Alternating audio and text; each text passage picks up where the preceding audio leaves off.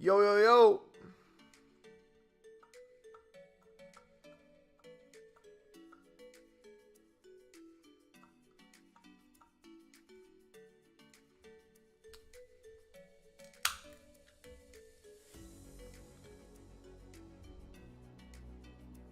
How we doing?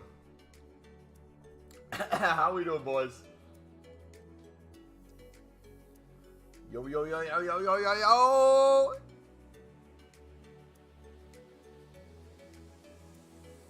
Yeah, what's up, buddy? I am desperate. Jack's scheduled for 9 today. What happened yesterday? No stream. I put it in Discord. So I didn't realize it. So Sunderland played, but it was an hour later than normal because of the time zone change. So typically, Sunderland would finish their game right before I'd start the stream, right? But instead, it would have been an hour, essentially, after I would have started the stream, the game would have been ending. And I wanted to watch the game, and I couldn't get it on my laptop, so I had to watch it on my computer. If I would have streamed it on my computer, I would have gotten a copyright strike. So I couldn't do that. But then on top of it, yesterday was family dinner night, so if I would have watched the game and streamed afterwards, literally would have been like a 10-minute stream before I had to go. So yeah, that's why we weren't live yesterday. When should I sell my position modifiers? You can sell every single day, buddy, no matter what the price is. You can constantly flip. Thoughts on PK's retirement video? Wait, I haven't seen it. Is the PK retirement video a montage of his poor decisions this season? Or does he have an actual retirement video? Because I'm pretty sure his highlights this year have retired himself. But, or lack thereof, I should say. How can I make lots? Investments, flips, consumables. What you want to look at? Mumbo, I am desperate. That's never a good thing to just start with. You're desperate. I haven't been active on FIFA, so I missed all the trading tips. Can you give me a quick talk through? I'll do you one better, buddy. Exclamation mark trading. You'll see the playlist of every single method I've used so far this year. It's at Insta. To be honest, bro, I really don't care. I never really thought about PK much, but I'll look later. I officially started Project Team of the Year. Hey, GG, man. We officially ended Team of the Year. We're waiting until League SBCs to come out to see what we want to do. Dang, Mumbo. You grew fast. Last time I was here, you were on the road to 12K subs. Now you're at the road to 25 mil subs. Yeah, basically. Couldn't think of anything else that we're on the road to 25 mil for. Is it Lib, Silver Ceramac? Both.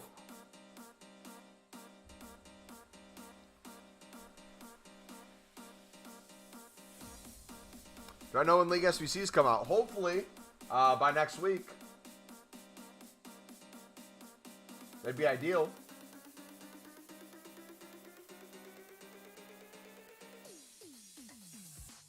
Last year they came out on November 11th, so I'd probably expect it on that date or sooner would be my guess. Kai, you can ask the same question over and over, buddy. If I answer it, I answer it. And I answered it twice now.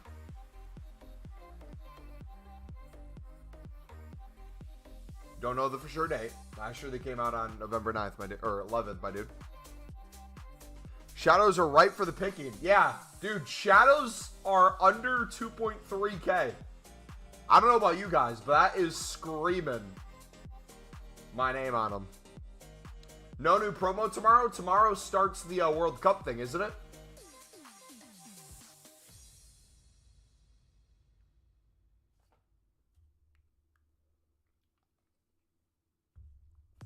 But all the best songs in the post FIFA will be in the World Cup mode. Nice. I will not be able to stream them, so it will be on mute. I'll be listening to it on mute. That's a cool idea, though. Do they have, like, an official list? It's on the 9th of November. The start of the World Cup mode? I'm pretty sure EA literally gave a message when you loaded in the Ultimate Team today that they would be not only continuing, Baldy looks like a sick card. Not only would they be continuing with out of position players throughout the rest of the year, but that we would start something tomorrow. Did they? Or am I going crazy? I could have sworn I got that message today.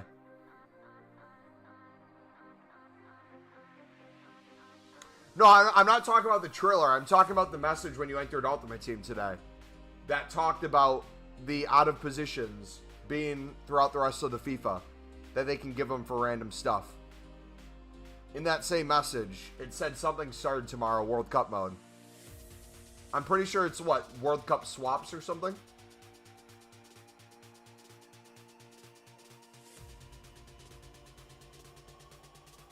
World Cup warm-up. There you go. So we're going to have the World Cup warm-up. So I'm assuming there'll be like SBCs and stuff, would be my guess. I don't know if there'll be a promo. Yeah, I don't know.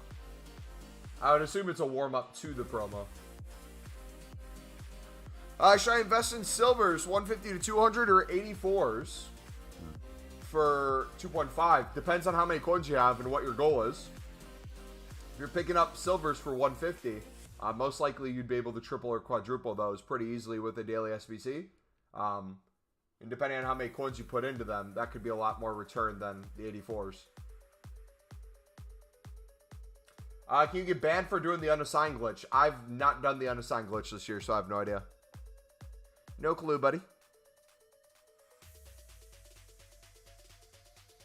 What you doing with libs at the moment? Printing coins is the main thing. Looks like market's taking a little dip too, so we're stocking up a little bit as well. We shall see. What are silver commons back down? Are they mudded? They're dropping.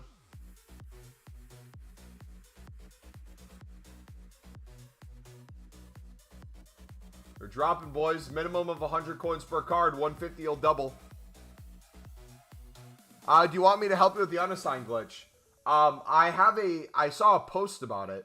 If you want to explain it quick in chat to see if it's different than what I know, feel free to do so. What I know is you get to your unassigned limit, then you do something where it gets you a unassigned item. So like, let's say you do a player pick. Then after you do the player pick and the unassigned item goes, you close out of the game. Then you go back in, it should allow you to bid again, right? Is that like the gist of the method, or is there a different one? Mumbo, I have some questions. What's up, brother? Can anyone tell me what the glitch is? We're discussing it right now. Thomas, what's up, buddy? How you doing, dude? When do you think the first icon swaps are coming? And when are League SBCs coming? I will answer it for the 50th time. Last year, League SBCs were November 11th. So I would assume they would be on that date or before, would be my guess. Icon swaps? I have no idea. No clue, buddy.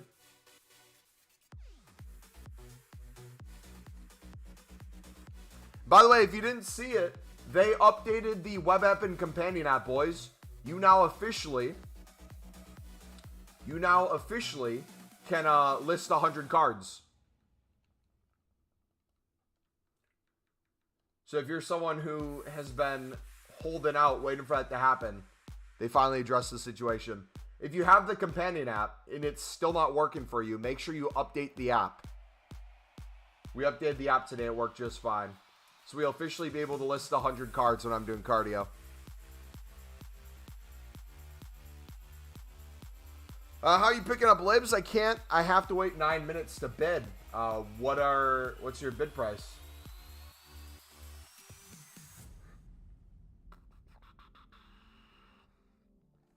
It's easier to get to the max XL Ultimate Team than do a position modifier SBC. Then you have done the glitch. Yeah, that's what I was saying.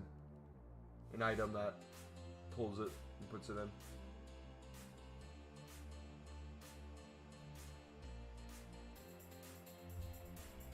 Nice.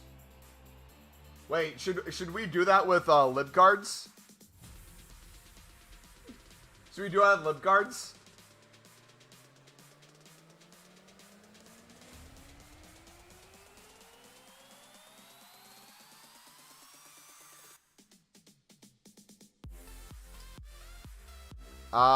Try a different filter then, buddy, and see if it starts working. Because we're having plenty pop up, so I don't know what you're doing wrong. Can I put 250 into each silver from England? You can. Do you want to give a justification on what you're doing with it and why? Like, if you're bidding right now for that and you can flip it for profit, absolutely. I think that'd be good.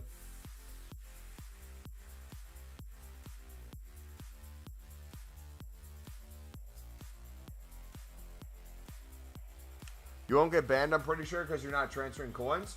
Well, you're doing nothing wrong, too. You're using an exploit in the game. Kind of like the 100 transfer list thing. If it's available in the game through a odd way, and you find it, I don't see any harm in it. So, like, with the unassigned thing, if you do an SBC, the card gets pulled out, and then you can close the game and start bidding again, I see no reason why EA would punish that.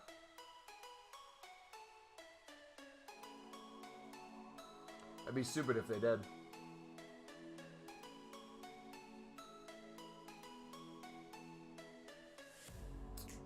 Mumbo, are you supposed to bid 50 to 100 coins cheaper than the market value? Depends on what your goal is.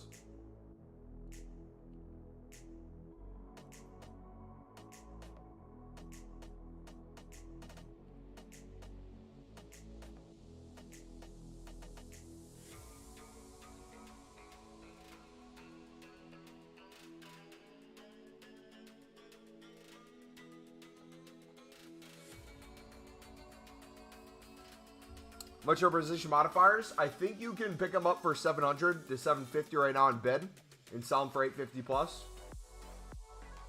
Which means you can lazy list probably to 1100.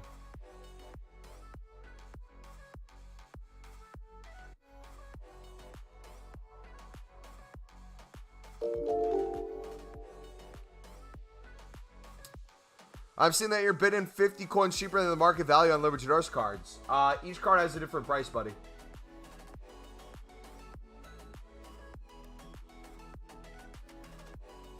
So with that mindset, you're missing out on a lot of coins, my dude. So what you see is a 50 coin difference. We'll lose you a lot of good cards.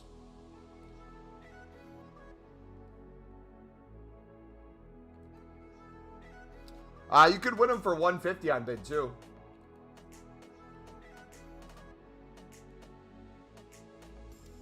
If you bid enough 150, eventually one will pop.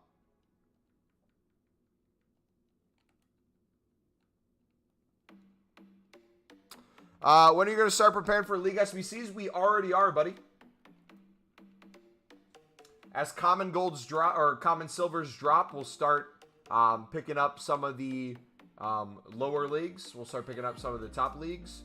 We'll start picking up more lib cards, more sud cards, and flipping them in the meantime. But we're also going to use daily SBCs, right? So with libs, we're making coins on them right now. We're stocking as well right now.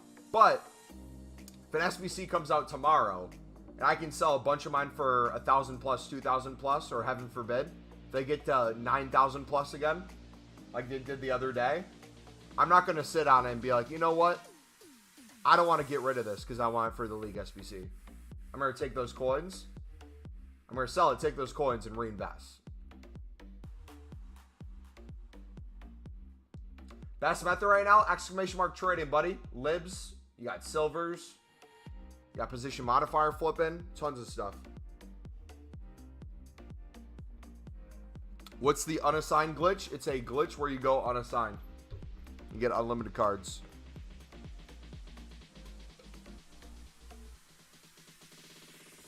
$9K to $62K within the hour. Sheesh. GG, man. PK's last game on Saturday. Should have retired earlier. Mumbo screaming PK. I'm not a big fan of PK. For many reasons, but I think he's grossly overrated. I think Thiago Silva is grossly underrated. How we do the unassigned glitch? You hit the limit, you do an SBC or an objective that pulls a item to your unassigned pile. You close the game, you go back in. That's it. Mumbo, what's your transfer profit now? Have you updated it recently? We didn't update it yesterday. It'll probably be closer to 10.5 would be my guess. But I haven't been lazy listing consumables as much. We've been doing silver flipping more. I do think polling managers will go up because of the player of the month. If you want to take that guess and try, it won't hurt to pick up a couple, right?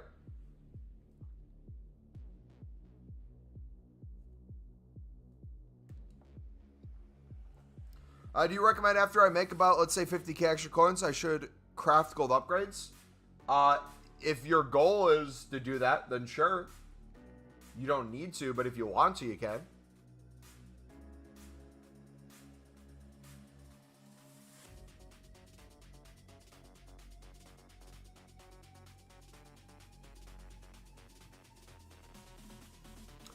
I don't know what your goal is for your club, so that might make perfect sense to you. You packed a hero. Guess who it was? It was American, I know it. It was the Dempsey man. You don't know where I'm from, dog. I bought 300. If they go to 5k, I'm getting banned. 1 mil profit.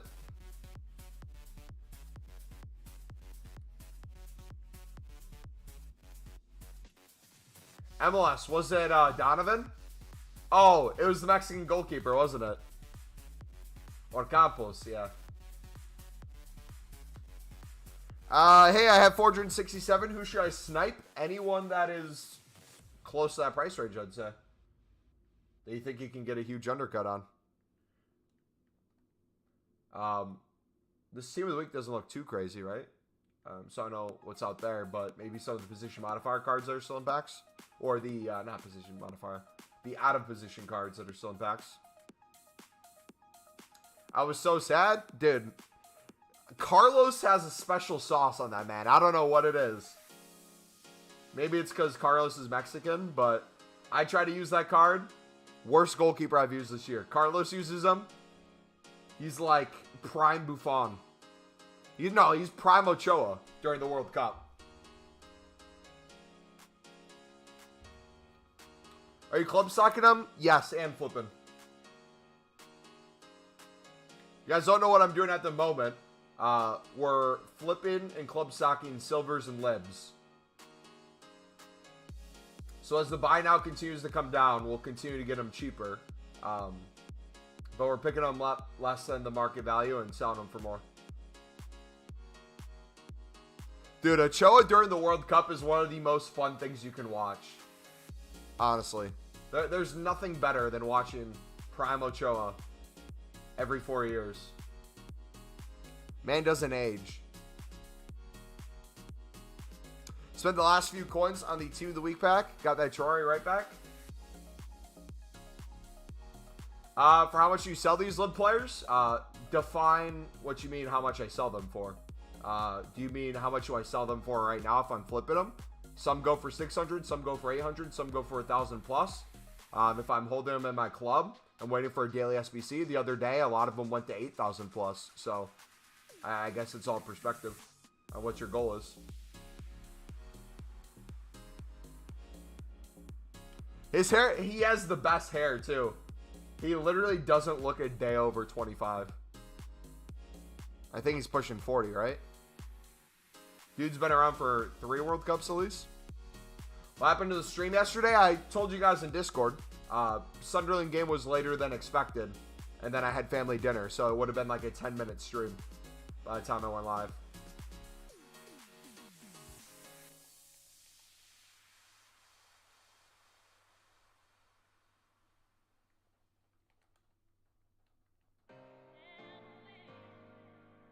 French left mid bronze common for 600 right now. Nope, it's actually instant 750. Hey, you heard the man.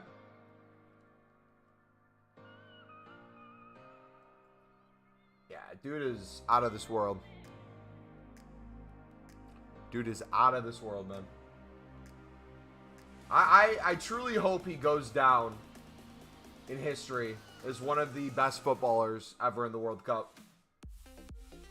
He's still, I feel like, criminally underrated by the world. Probably because he's from the Americas. Specifically, North America. If he was outside of CONCACAF, he would be a lot more rated.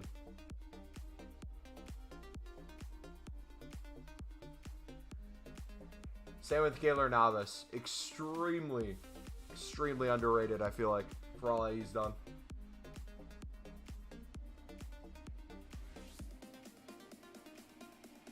Got CDM Dumfries. Oh, I forgot to tell you boys. I packed some last night. And I'm not playing Weekend League this weekend either. I think I made my mind up. I packed, where is he?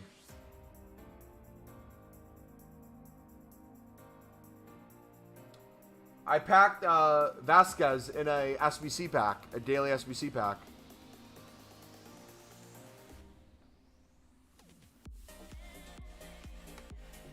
Four star. Nice way to change the subject. We can go back to it. You want to? Keylor Navas being criminally underrated, both for club and country. You can talk about that if you want. He was a backup at Real Madrid and a backup at PSG. Should be at a team where he's a starter for every single game of his career.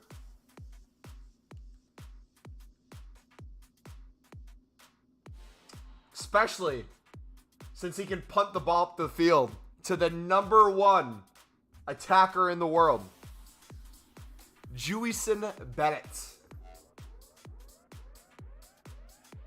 the Costa Rican.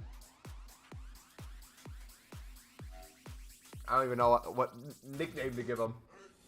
I was going to come up with something cool to say. The Costa Rican something. We'll have to figure out one. Nah, but if the United States doesn't win the World Cup, which it's basically a 99.99% chance, the United States is going to knock out Brazil in the World Cup final. If that doesn't happen, it's going to be the beautiful country of Costa Rica bringing it home. I don't know if you know, but the Bentersere is going to be an 87. Oh, Milan's a team that's completely capable of going far in the tournament, so I'm excited to see for the road to the final cards if they get any AC Milan ones there. That'd be really cool.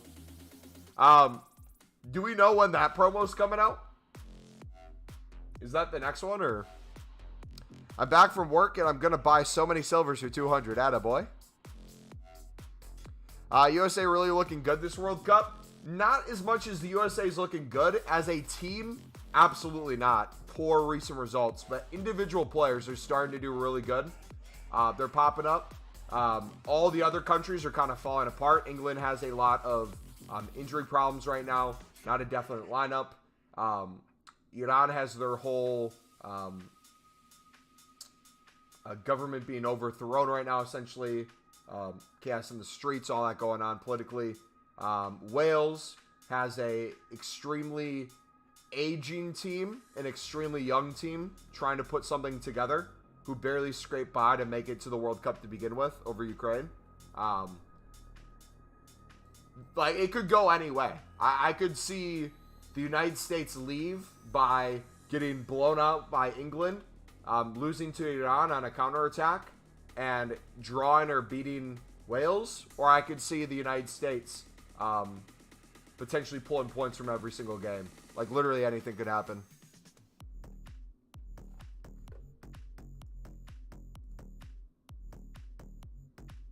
Why is it pinned? Good catch, Footmaster. It's no longer pinned. That was from yesterday.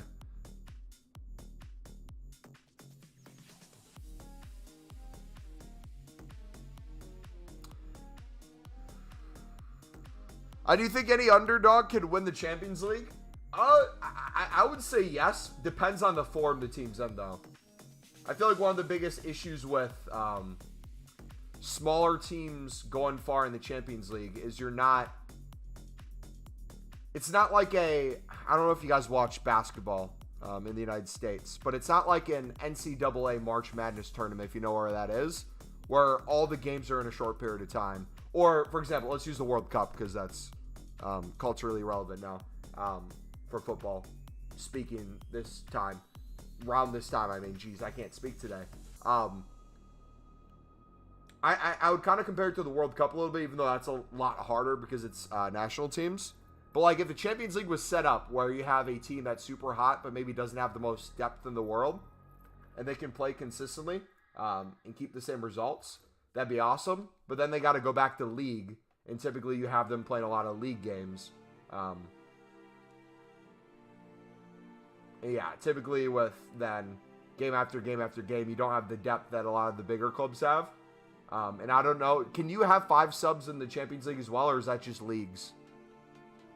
If it is a thing for Champions League as well, the lack of depth will eventually catch you. If injuries don't get to you either. I think it's possible, though. What will we see in the next couple of years? Probably not. I think it'll get gradually harder to do. But there's always a chance. I think either USA or Senegal will go through the quarterfinals. You know what? This might be a bold take. The USA either doesn't make it out of group, or they make it to the semis. I can see it going either way.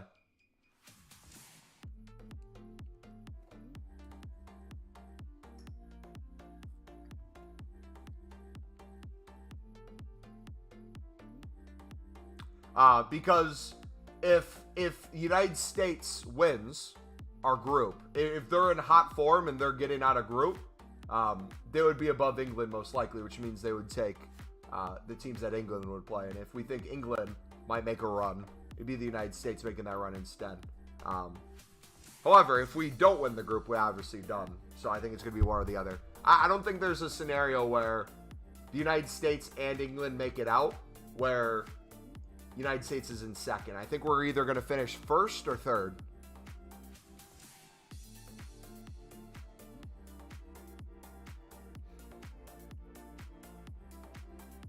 Southgate picks the squad carefully. Some players will shock people. I'm curious to see how England plays football in the World Cup. Like, what's the formation going to be? What's the system?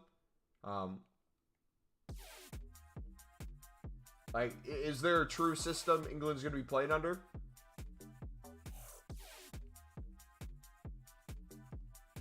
Like, right now, the United States does not have a system. We're trying to get forced into a system, but the only thing we have working for us right now is players in form. That's about it. And if we play players in form, and they put together performance, that might be good enough. Just showing the stream, what trading method do you think will be most profitable this week? Exclamation mark trading. Silver commons, silver libs, position modifier flipping, shadow flipping. All the usual.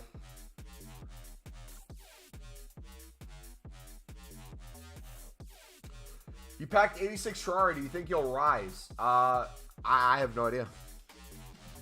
Netherlands definitely going to win.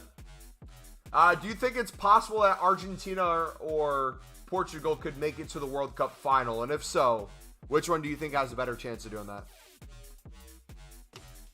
Mason Mount should be picked in England's squad. I'm not going to speak on England. I don't have enough knowledge of their full team in terms of who would be the best to play. I think it's easy to point at some injuries and point at players out of form, but England's completely different. Like Harry Maguire United versus Harry Maguire England, two different players. Trent currently Liverpool form. versus what he could be at England, completely different.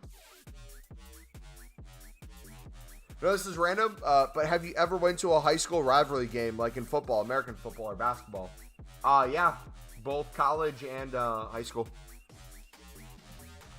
Wait, since when does Zinchenko play at Arsenal? Ever since the war started, I think.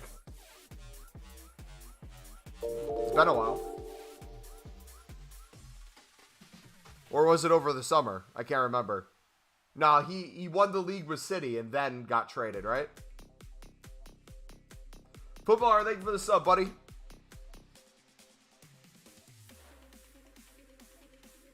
The method you're doing right now, does it make profit? You said some will be 8K on a daily SBC. Does that mean you have to check every player daily? You don't have to check every player daily, but every day when new content comes out, you take a look at the SBC requirements if we get a daily SBC.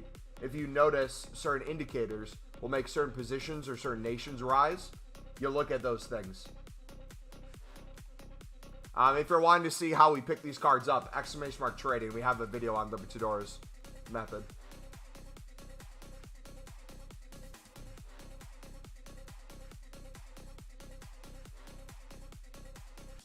You think both are going to be in the final? I highly disagree.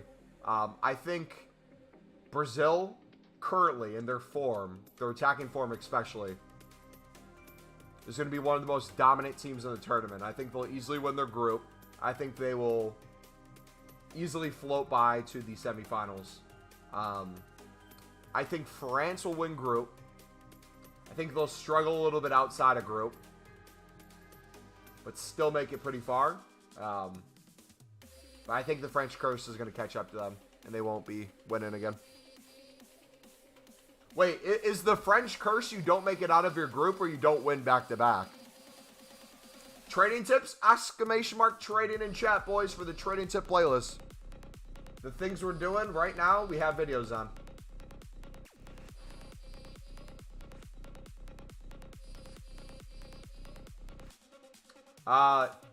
In France's defense, though, literally and figuratively,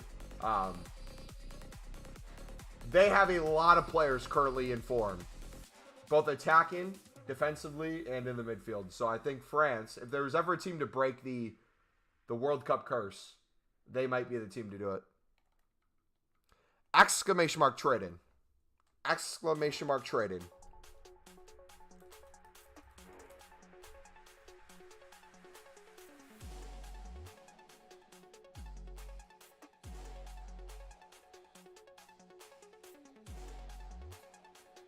How can we support Sunderland? Because I love them.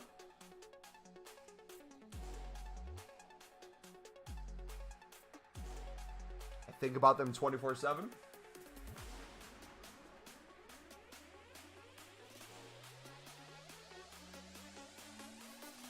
My emotions heavily correlate to how they perform.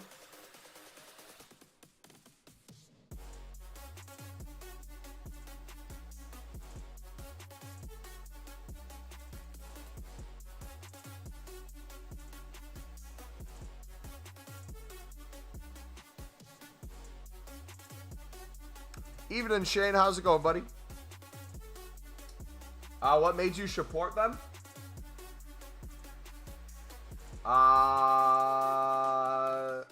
Okay, I'll give a version of it because I've told this a million times, but I'll give the shortened version.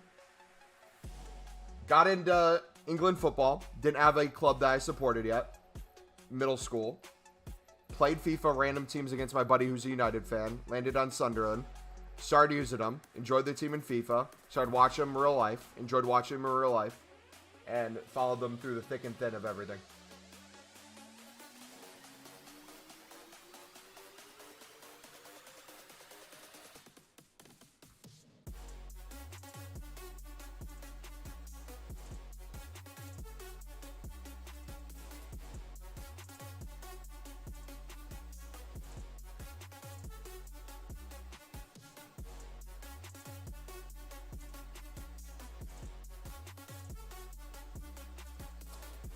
Who do you think will win? Liverpool is around them.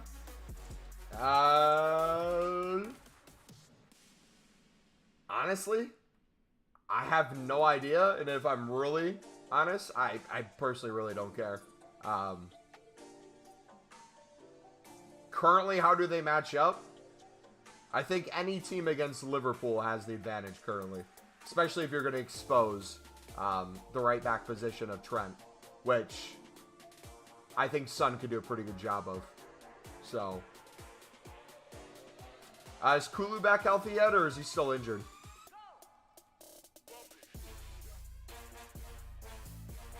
I see Ahmad finally remembered where the goal is. He's scored 2 in the past 3 games, I believe. Dude, Ahmad as a attacking player mixed in with Patrick Roberts adds a level of mind trickery to the right side of a pitch that I don't think you can truly understand unless you watch a Sunderland match. You will have Patrick Roberts being like a right wing back when Diallo's forward.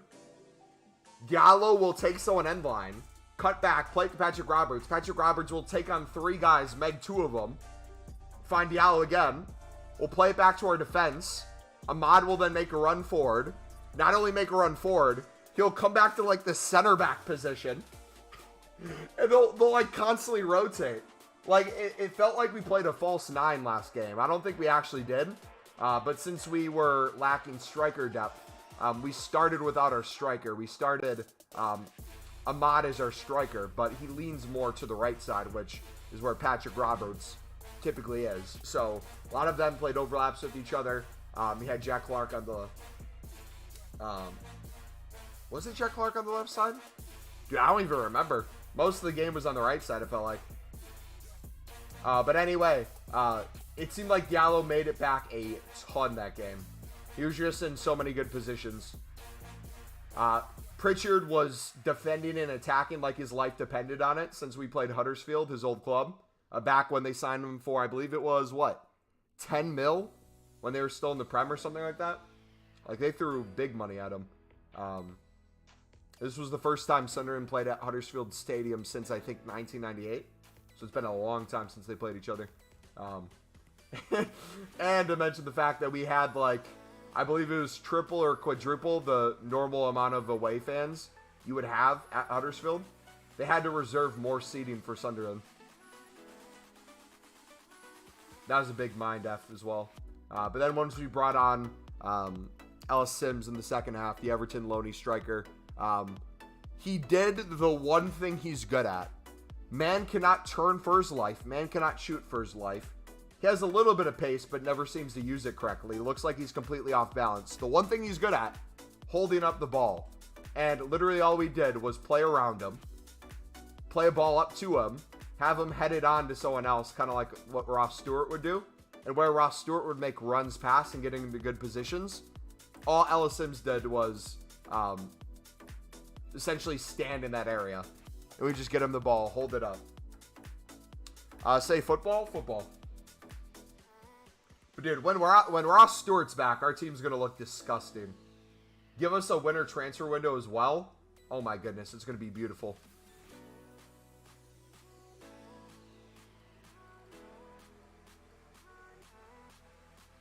We have so much depth in defense.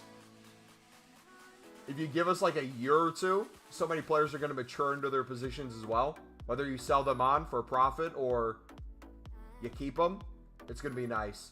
The one I'm scared about is Ahmad. I'm afraid Ahmad's going to play so well, he's going to fall into the area where it's like, you know how they say don't fall in love with a lone player? I'm afraid that's going to be it with Ahmad.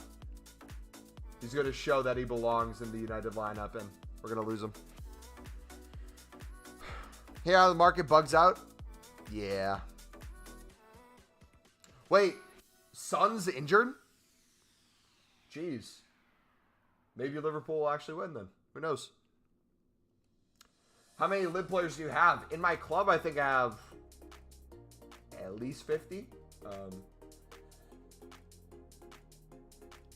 Football? Football? Ghost, what are we getting at, buddy? What's the point of all this? Gonna make fun of the way I say the sport, or you gonna judge me by my passion for it, mate? Which way do you want to go? I'll call it soccer for all I care.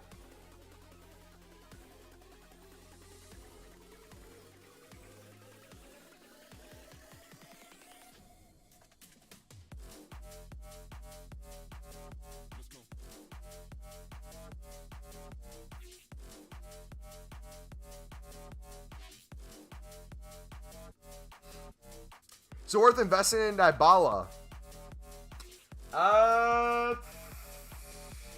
I am not confident with any ones to watch player in their price.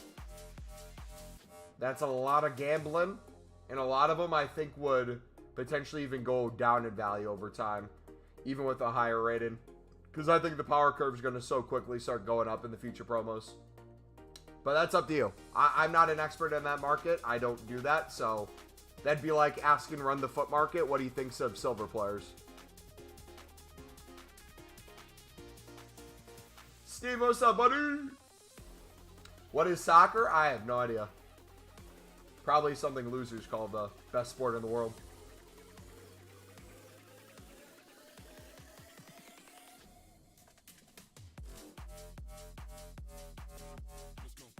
Speaking about baseball, anyone watching the World Series?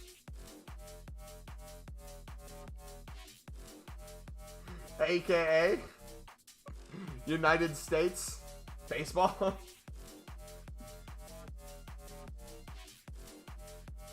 What's up in price? Haven't been on today. The opposite. Libs and silvers are down in price. So if there was ever a time, the time is now, my dude.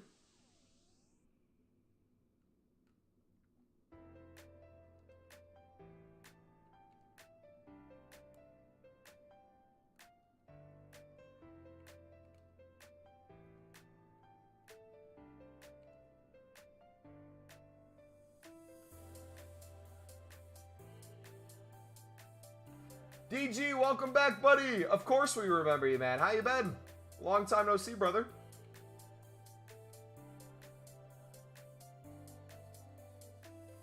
Love to see familiar names in chat. Love it. Fun Talks, what's up, buddy?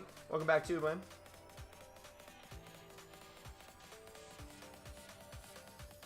Only baseball I've watched is the anime called Cross Game. I think I've seen an episode of that. Dude, they need to make a, more football in anime. There's only a couple, I think, that are somewhat decent. Oh, who took Pina? That card was 8K the other day.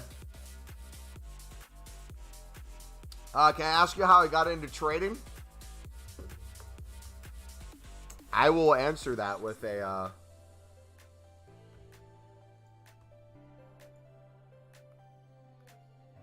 YouTube search.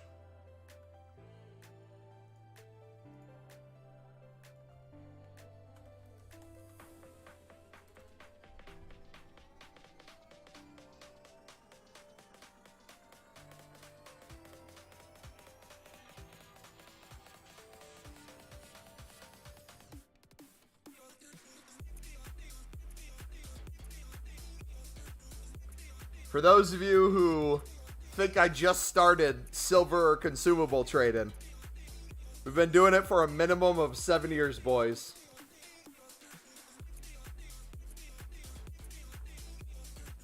Back when I played center back for PSG alongside of Thiago Silva.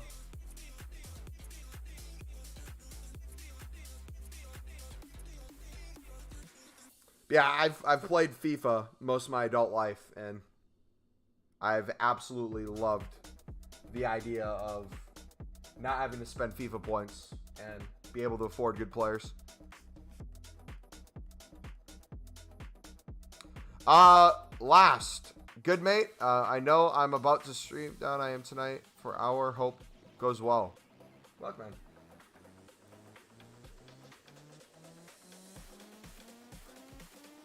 I can buy anyone because I'm unassigned. Tsubasa is the only one. Is that the one where the guy tries out for his local, like,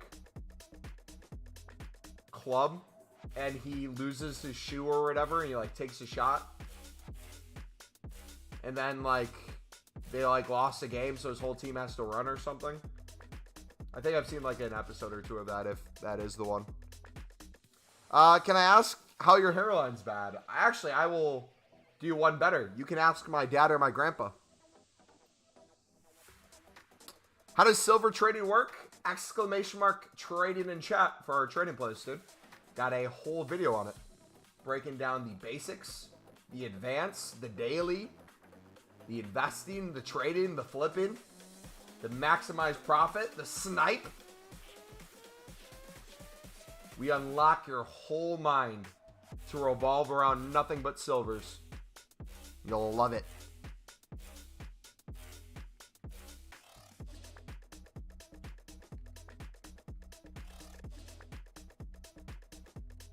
You can't buy anyone because you're unassigned.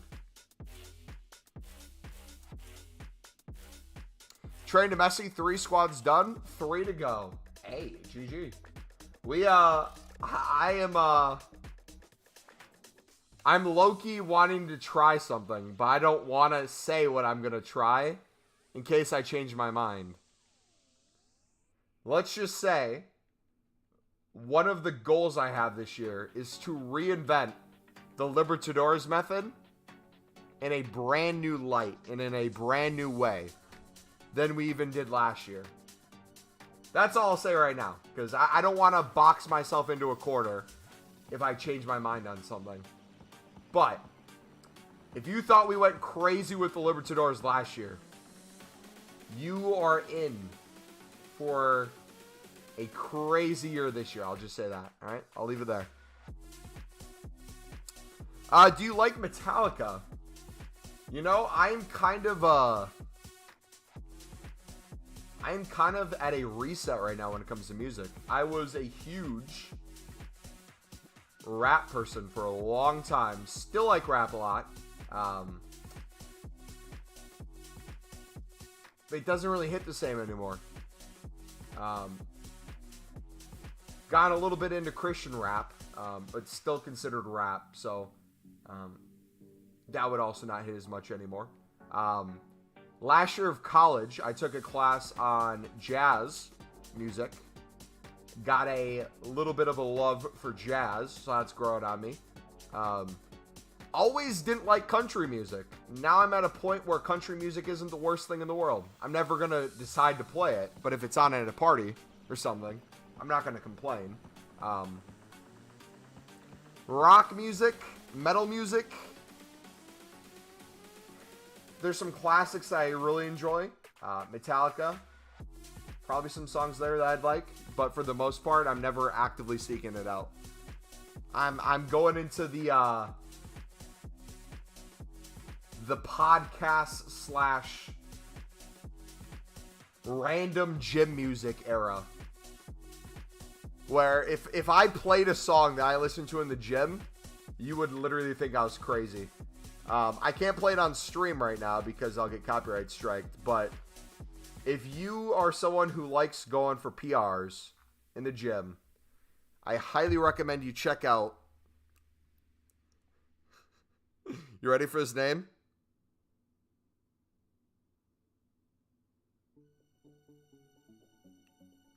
You ready for this? This is going to change your life. Look up Unicorn on Ketamine. It is a mix of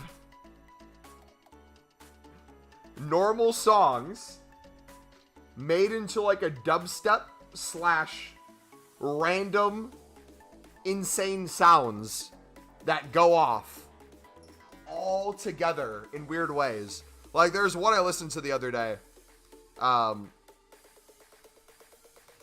It took like a popular pop song and it was like let's use one for an example. Oh gosh, what can I say?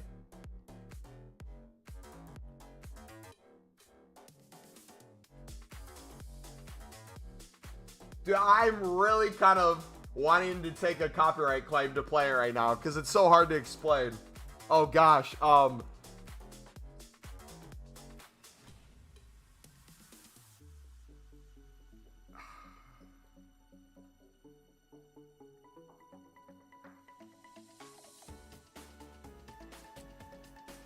Have you heard the TikTok trending sound that was like people using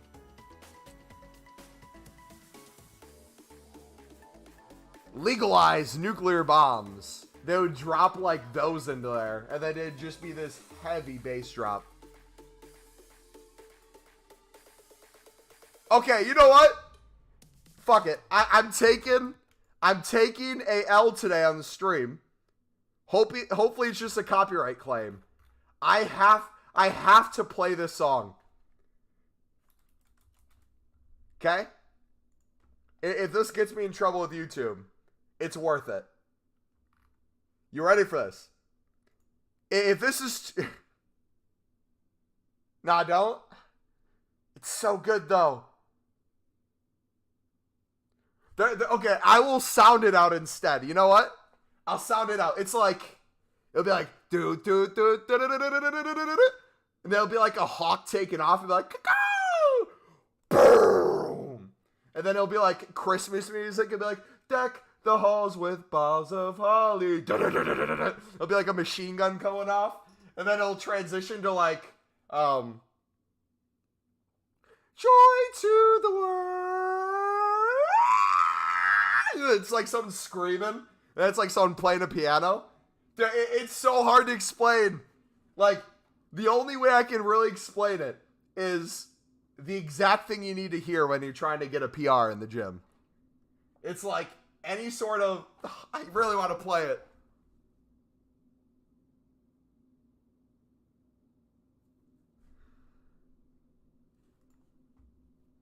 I mean, people do YouTube reactions to it. Should we do a YouTube reaction?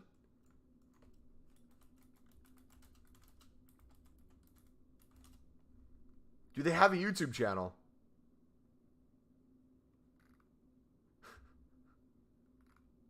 Oh my gosh. Dude, it's... Oh my gosh. Nah, unicorn on ketamine. You guys can listen to it yourself. We won't do it. We won't take the risk. Even though I really want to right now. It's like, think about the most randomest stuff you can put into a song. It's like making a smoothie and putting random ingredients in a blender is the equivalent. Copa Libertadores selling well? Oh yeah, baby. Oh yeah. It'll mess up your algorithm, getting a strike? Yeah. Because if we get striked, we won't be able to stream for a week minimum, so. The adult thing to do is not play Unicorn on ketamine. But if you guys want to look it up, you can.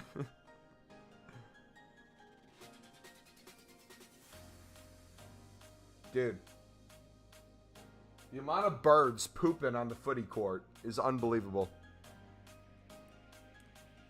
Speaking of smoothies, I'm quitting the smoothie business in school. Why? I need to know the one that has decked the halls. I don't know if it was Unicorn on ketamine. I'm pretty sure it was in that category, though. I don't even know what to call it. And if not, we're going to create one. All right? I'm going to create my own Unicorn on ketamine music.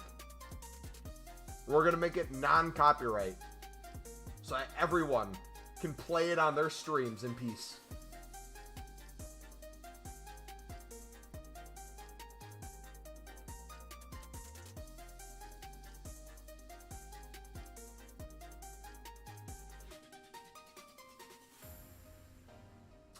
How much are you buying for? I'm doing like 400 and under right now, for the most part. Some go for 1,000 plus, some go for 500, some go for 800. Every card's different. The other day, a lot of them went to 5K plus, 8K plus, 9K plus.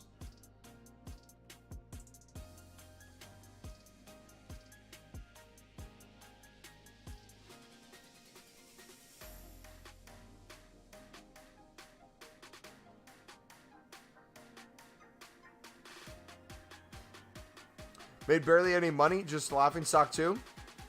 Wait, hold on. You started your own smoothie business in your school?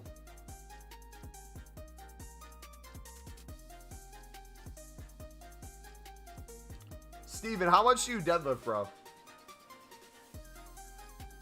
I need to start deadlifting more.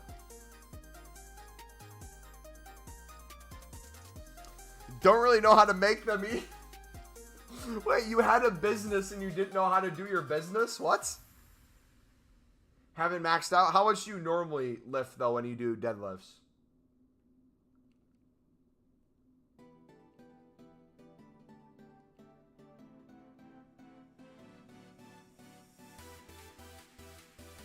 You skip leg day?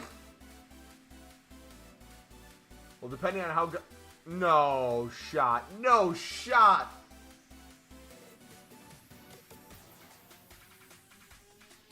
Please tell me that's because we hit some limit.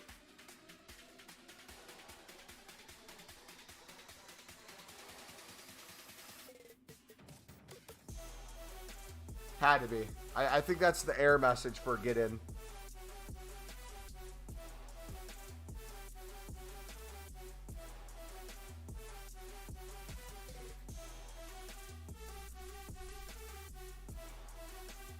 Problem is my form's awful. Dude, I'm afraid I'm going to break something every time I deadlift. That's what I'm afraid of. Like, no matter how good my form is, I'm just afraid that I'm going to, like, my back's going to give out or I'm going to pull some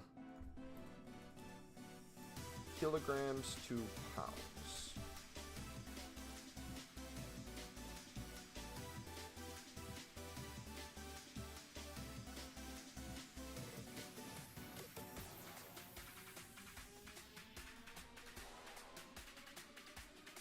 Basically, my business teacher was on about student enterprise thing.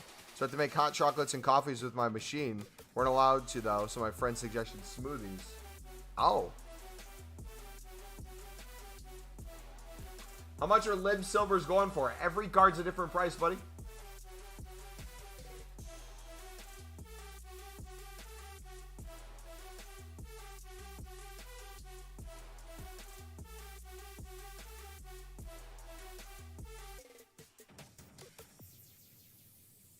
So I have to bring in my bender every Wednesday. Are you going to try to start another business, or are you just going to give up on this one and be done with the businesses?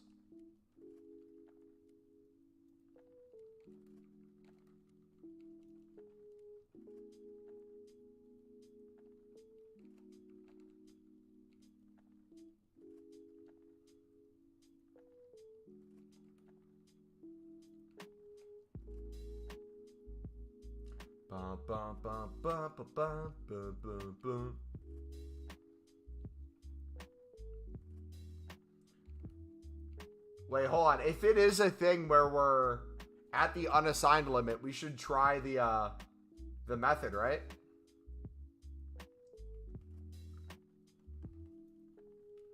Let's see if we can bid again now. And we'll give it a try. Joseph, what's up, buddy? Alright, do we have the ability to bid again?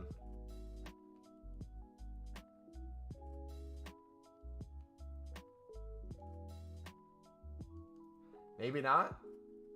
Maybe it's actually a bid ban.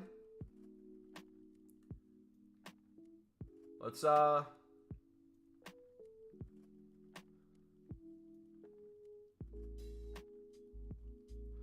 but wait, hold on. Back out first? As in close the app, or just back out of Ultimate Team? And then after we do the position modifier, do we then back out again? Technically spent 9K on marquee matchups and have the 2 final packs. Hopefully get something good. Hopefully. I'm a little upset with how bad the marquee matchup final packs have been.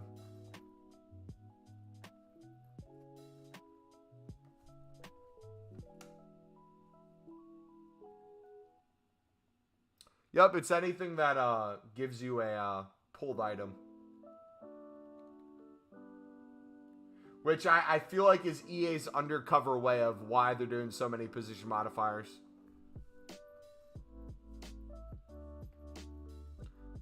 Alright, so Maddie, after I do this position modifier, do I have to back out again now? Or am I able to bid off of that?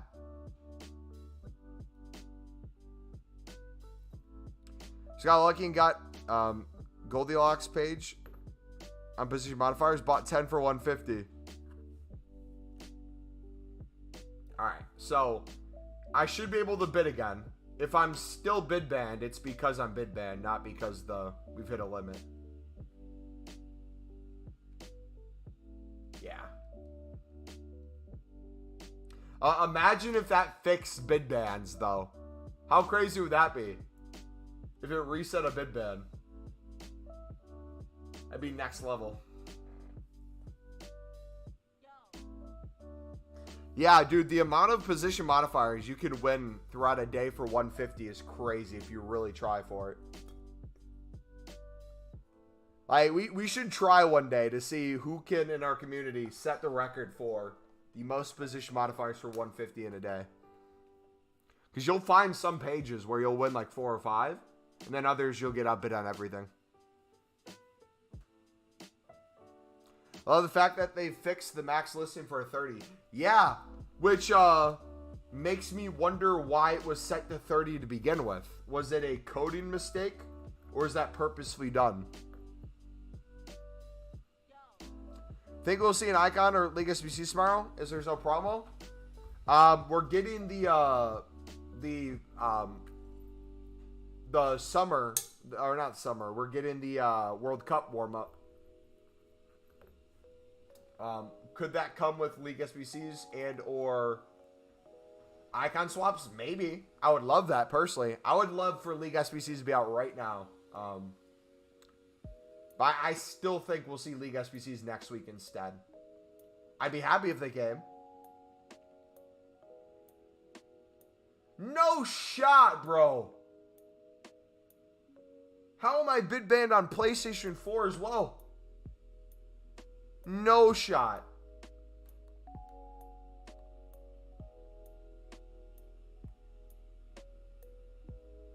But I think Poland managers will hit 1K plus. I think player of the month is tomorrow or Sunday. Yeah, if you want to take that chance, man, go for it. That could really pay off for you if you go like unassigned on Poland managers. Last year we made over 10 million coins off of silvers. This year we've made over 2 million so far. My goal is to have over 15 million made from silvers alone. You are not bid banned on PS4. I just switched to the PS4, and it just showed we're bid banned again. And if it happens to be the max limit, we'll try this again. But if that's the case, that would have meant that our position modifier thing we did on the PS5 wasn't working.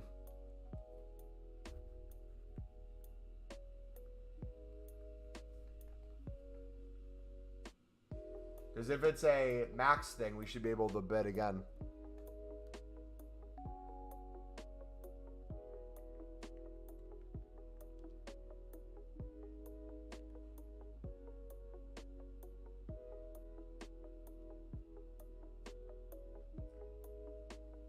Dude, what? So, does it only work on the PS4? Does it not work on the PS5? I don't understand this game or this company. Or did I do it wrong the first time? Because I did the same exact thing. I could have sworn.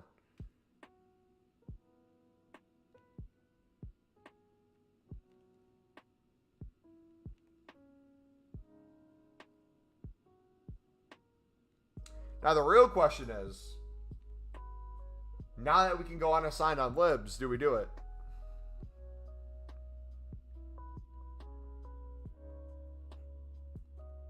We'll see. No, you did it right.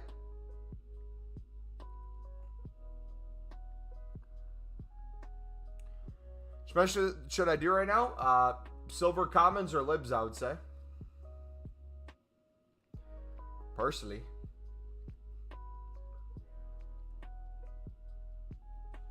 You could probably pick up for 250, but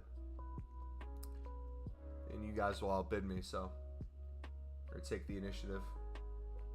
So how many can you bid on after you do the position modifier thing?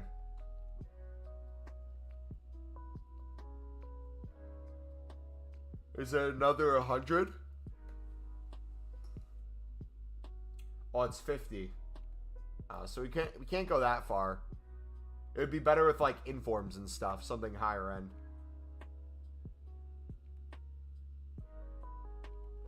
We would want to do it where there's player picks out realistically. That'd be the best time to do it.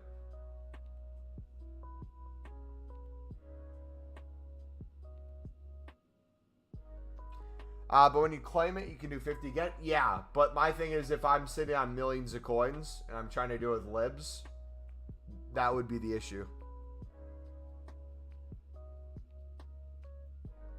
Oh, wait. Buy now is unlimited?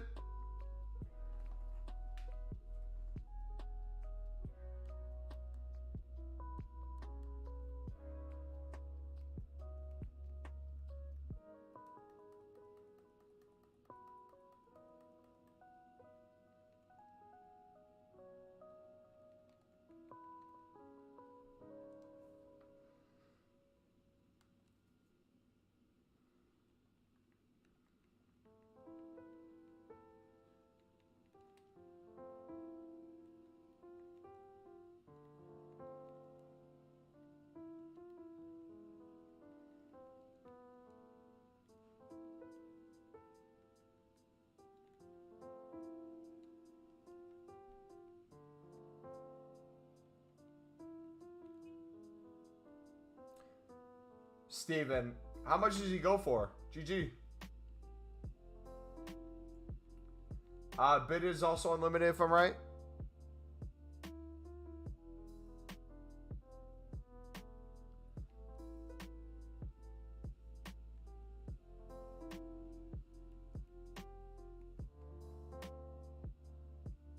Let's see. Let's pull these off and see. Wait, did I complain because I got to a max 50 on bid in the transfer target area? Was that what I was complaining about? Hold on. No shot I just did that. I'm an idiot if I did that. I'm an idiot. What am I doing? Oh my gosh, bro. Do you think libs will rise tomorrow due to warm-ups? Libs have been rising every single day with daily SBCs. So if we get something tomorrow, especially at these lower prices, we could see a really good return. I'm an idiot, boys.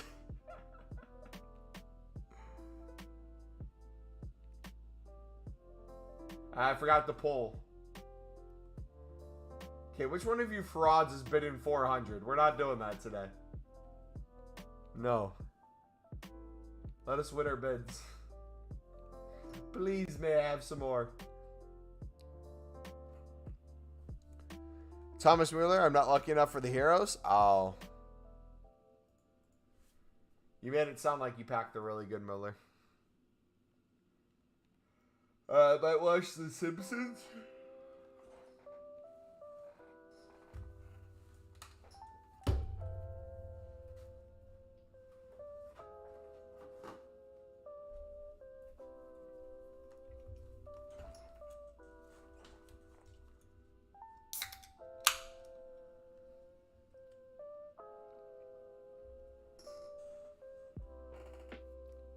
Oh, congrats on 10 mil. Thank you. Do you think we should stock fodders for next weekend's promo? If fodder's low from what it currently is, I would. 100%.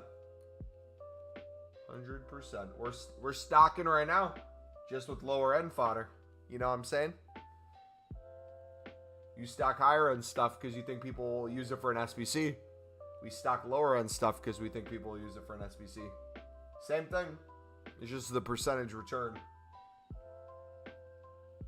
Fizzy drinks will not be tolerated. Hey, let me sip my Diet Mountain Dew in peace, all right?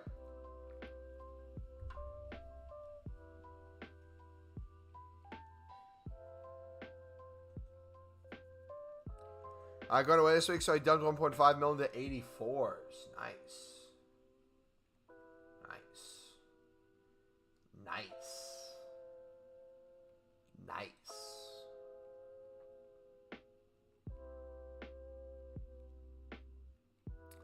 Do you think Chiesa is good? No, I don't think Chiesa is good. I think he is one of the best things that come out of Italy. in FIFA. I think he is top tier card. I think he is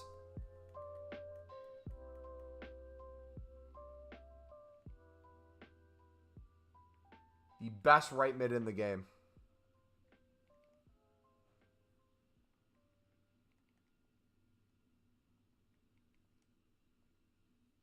Should I complete it? If you have the fodder, I would. Tomorrow will be a better day to club stock. Tomorrow you have weekend league, foot champs, and you won't have 80 pluses. Yeah, so I'm not playing weekend league this weekend. I am taking the weekend off of weekend league. One, looks like a crap team of the week, so I really don't care. Two, my normal logic is play to get rewards for a video. But since we have, hopefully, League SBCs coming out in the next week, we'll probably have some sort of daily SBC tomorrow, the day after, yada, yada. We'll have the warm-up to the World Cup game mode, all that stuff coming out. Instead of doing like a short on our rewards, I'll probably make multiple videos this week on trading tips, investing, and a bunch of other stuff.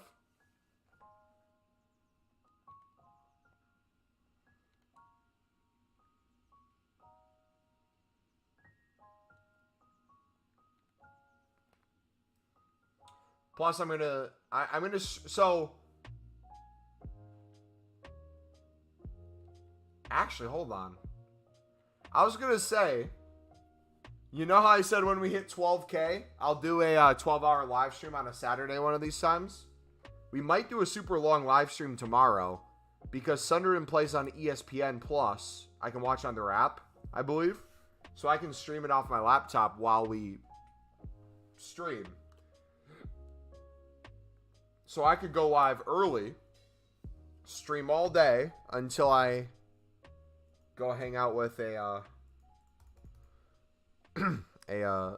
female in the evening and watch a movie.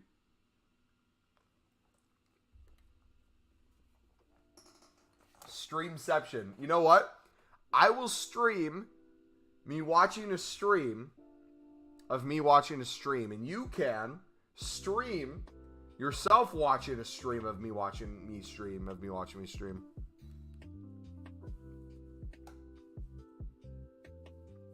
Lies, I wish I was lying, man. I wish I was. It would mean more time I can flip libs, but I'm entering that the stage of my life where I am hanging out with people and enjoying time around women. So that may mean occasionally you see us not live as long, or some days where we're gone altogether. But hey, if it leads to a woman we can use and thumbnails and for stream content, that's the whole point, right? We are gonna find a girl to train to do the Libertadores. I might get a girlfriend just to have her flip libs for me. Should I spend all my coins on lib cards? How many coins do you have? Teach my kid. Brother, how old do you think I am? I'm 24. I don't have kids. What do you want about, mate? What, just because my hairline makes me look 57 doesn't mean I'm a granddad yet or anything. Jeez. You inadvertently roasted me.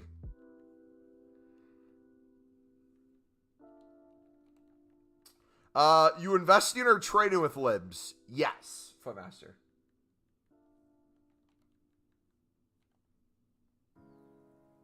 Yeah, if a woman knows what the Libertadores, if they know what the Comne Bowl is, and they can explain the Comne Bowl, I think that's wife material right there.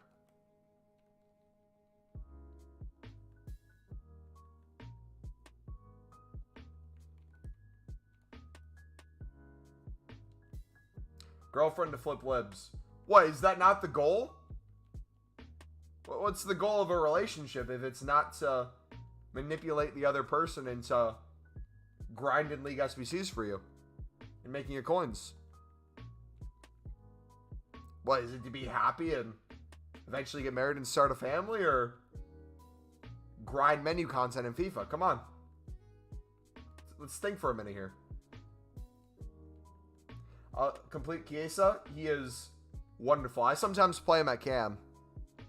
She spent 500k on pulling managers. I would say put 400k into pulling managers. I'd put 100k in finding out how you can get the walk to Poland. And then take it. Take the walk to Poland.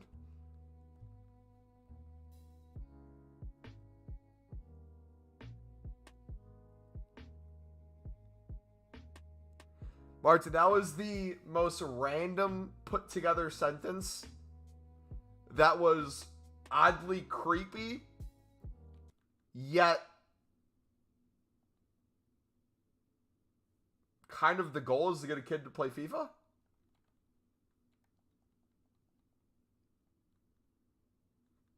I don't know how to feel about that sentence. Yeah, dude, I might start a family. I might get a family of 10. I have 10 people doing the lib on different accounts. You know what? No, hold on. How many teams were in the Comne Bowl? Libertadores this year. Okay. Group round, there was 1, 2, 3, 4, 5, 6. 8 groups of 4 teams each, so 32. 32. I'm going to name my first kid Palermas, then Eldmec, then Deportivo, Independiente, Libertad, Atletico. I'm going to name my favorite son, the strongest, Carques FC, Estudiantes, Vélez, Sarsfield, Nacional. We named one of my sons Bragantino. Bragan for short. Dude, there's so many.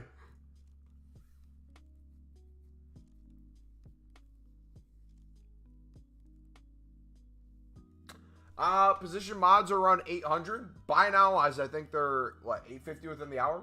You can pick them up for 700 or less and then flip them for 1,000 plus, I think.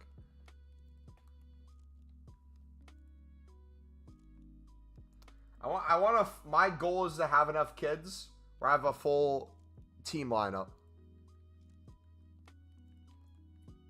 We'll play a 5 in the back as well. When should be called a Ross? True.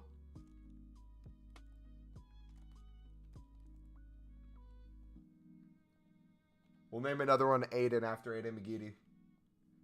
Aiden McGeady. Family business selling FIFA coins. Imagine. We make $1,000 a day off FIFA coins. Huming song, yes.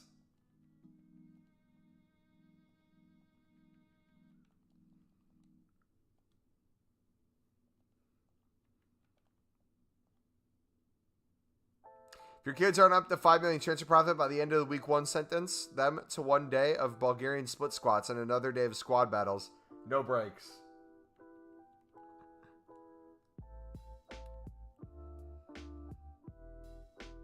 Have them spell Libertadores by naming each one a part of it. Bet. One son should be named Sunderland. Nah, I'd name one of them Roker.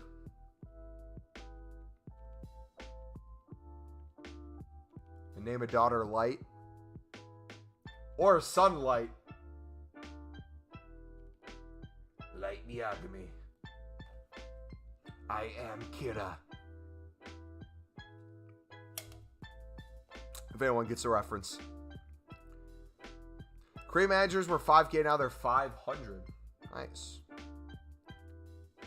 You should be named Mumbo Lib or Lib Mumbo.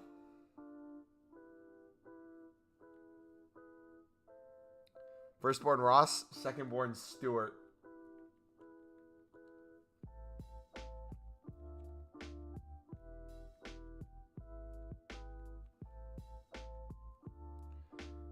Desunoto. No one is Mumbo's second jumbo. Then last is trading. Dude, I will do. EA, if you're listening right now, I'm not even joking you. I will.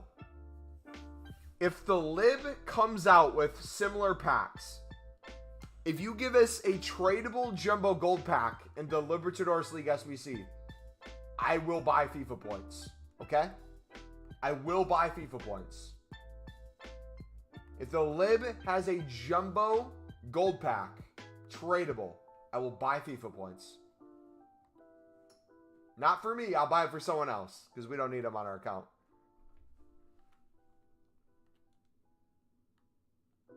Sound good, EA? Are you listening? I do the lib a lot. I'd be willing to splash a lot of cash to make it happen.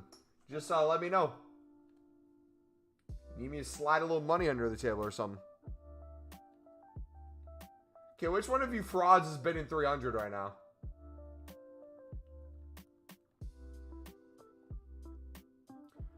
Bro, I swear. You guys are going to unlock the demon in me. I'm going to start bidding 500 on everything. Not even care. I'll take an L on some cards.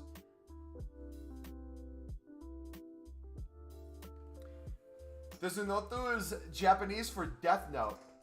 So you did get it, buddy. Yes, sir.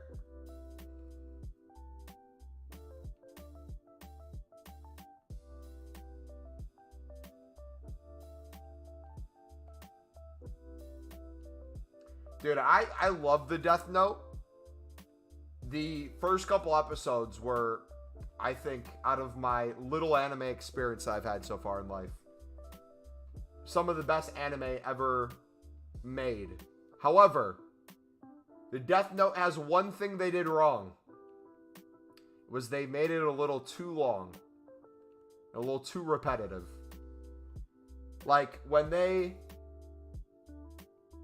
start questioning the question of the question of the question, you have some issues. Like, if Light Miyagami is Kira because he wants you to believe he is, that must mean he's not. But if he's not Kira because he wants you to believe he's not, at the same time, that also means he is. And then it just keeps going and going. And I just lost my mind. Like, one of the best, I'm not going to spoil anything, but one of the best parts of the show was when one of them was no longer in it. Because it got so repetitive. Yeah, first half of Death Note was the best. If they would cut down, have Death Note be half the episodes, it would have been a lot better.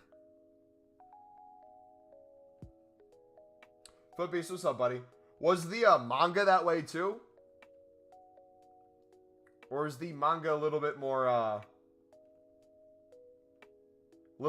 bearable? That, because, like, if the manga was even worse with that, that'd be like reading Leviticus in the Bible. It's just like rule after rule. Or like when you're reading through Genesis and you're looking at the genealogy of families, and it's like, this family was a person of this family from this place, blah blah blah, for like 5 chapters. So they got rid of L. Do you refresh transfer profit at the end of the stream? We can. What team is AFC Richmond on FIFA? The best team. If you've watched the show, you would know AFC Richmond's the best team in the world.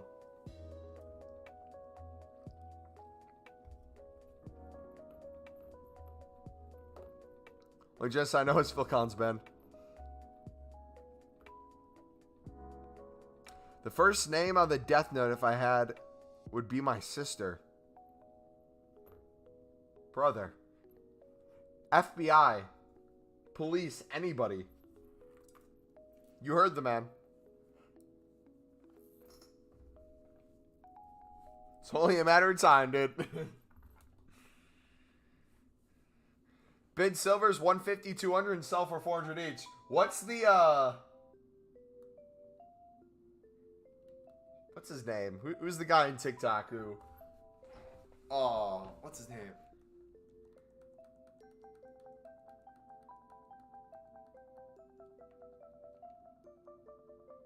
I'm blanking so hard today. Never mind. Pretend I didn't say anything.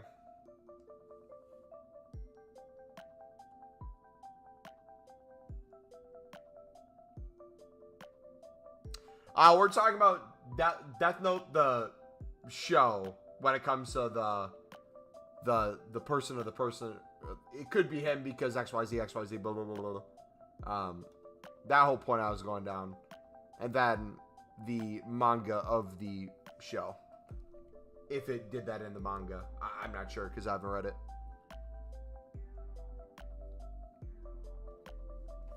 No, I was going to say, Drewski. His name's Drewski. I don't know if you guys ever watched Drewski. But it was his TikTok. Well, he had a guy in his live stream. He's like, "What you up to, man?" And he said like he was going to the city to sell some sort of drug. And then he ended the live stream with them. He's like, "Well, they'll get you soon enough."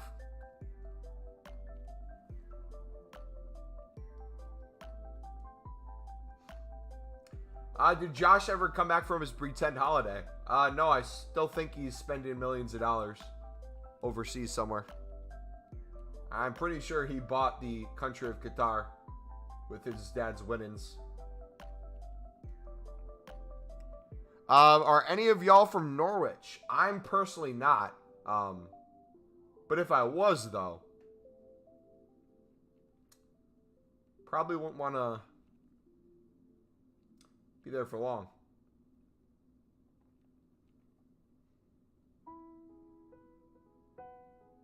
You said like 4 weeks? Yeah.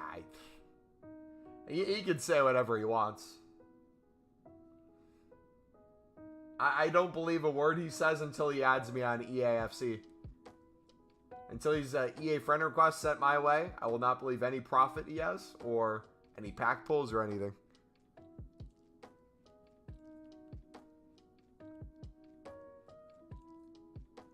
I'm gonna risk 120k on Polish managers. What are they right now? What are you buying Polish managers for right now?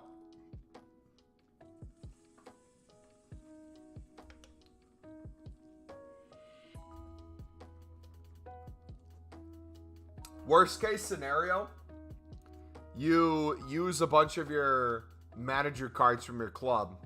You put them on your manager and you sell your Polish manager for a certain league at a certain price. 200? Yeah, I'd go for it. Surely someone's going to buy a Polish manager. So even if they don't go up that much. Or why are Polish managers so popular? The player of the month, Liwa. People are invested in the managers, thinking that everyone's going to get a Polish guy. Think of this. How many people are going to do the Liwa? How expensive is it going to be?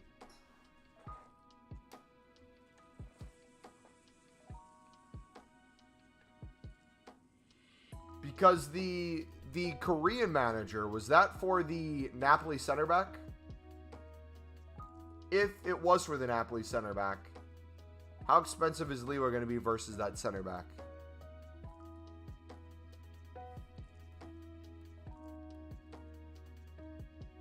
That's my only thought.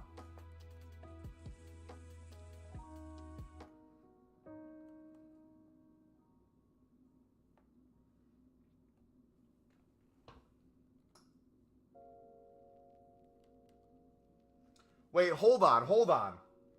If it is truly unlimited after doing one position modifier thing, and I could literally bid for the rest of eternity, I literally might put 1 million coins a day into libs. I'm not even joking either. How many bids is that? Let's say I'm bidding 400. Million coins divided by 400. 2,500 bids. Let's say I do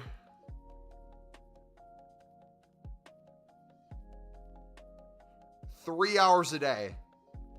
8.33 an hour. Divided by 4, every 15 minutes I'd need to do a little more than 200 cards. Mate, you got 40K? Yeah, because I have millions into consumables right now, brother.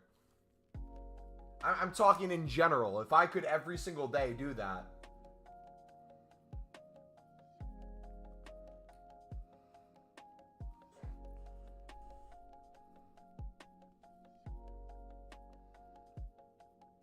You sell candy chips at school and made 30 today. Hey, Footbeast, you should link up with Cat in chat. Mr. Wobble himself. You guys can start a monopoly across the UK.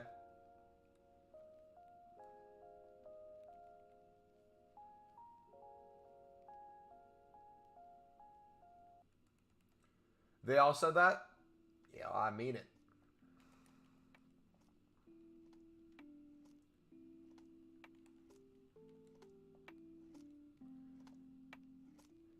You do realize you also have to sell these libs. Or we sell a lot and then we make a lot of SBCs. I did give you guys a hint at what I might want to do this year.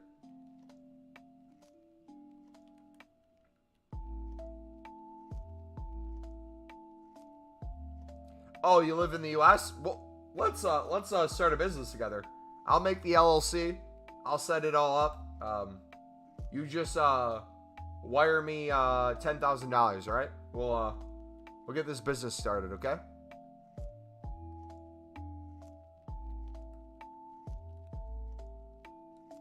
Definitely not going to buy myself a new PC or anything. Never do that.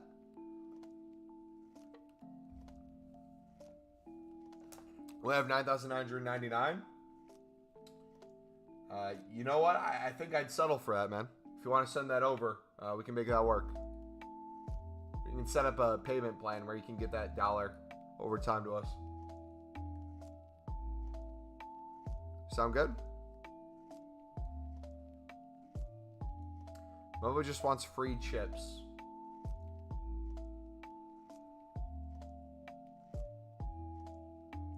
PayPal? Yeah, just make sure you don't put any speech that PayPal would disagree with. Otherwise, they're going to sue you like $2,500. Did you guys see that? If you use PayPal and you write something that PayPal deems, I believe it's a form of harassment or hate speech, they can, I believe, sue you for upwards of $2,500.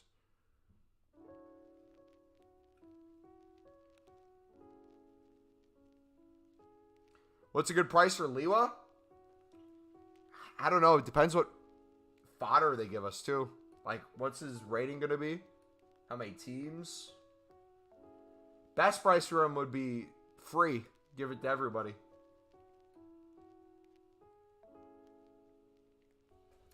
Cash App, you can Venmo. Or, you know what? Super Chat on YouTube. There you go. I'll do it.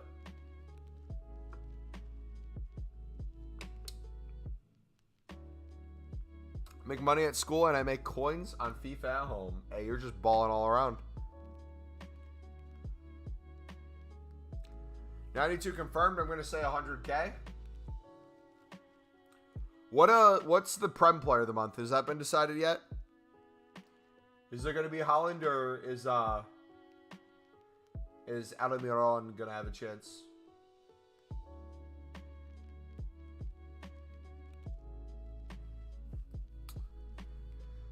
Dennis, if you're doing big cards, buddy, I have no idea what prices are for those. Good time to invest in silver common center backs. Yes. Martinez is. Nah, bro. No shot. If it's going to be anyone over Holland, it'd have to be Almiron.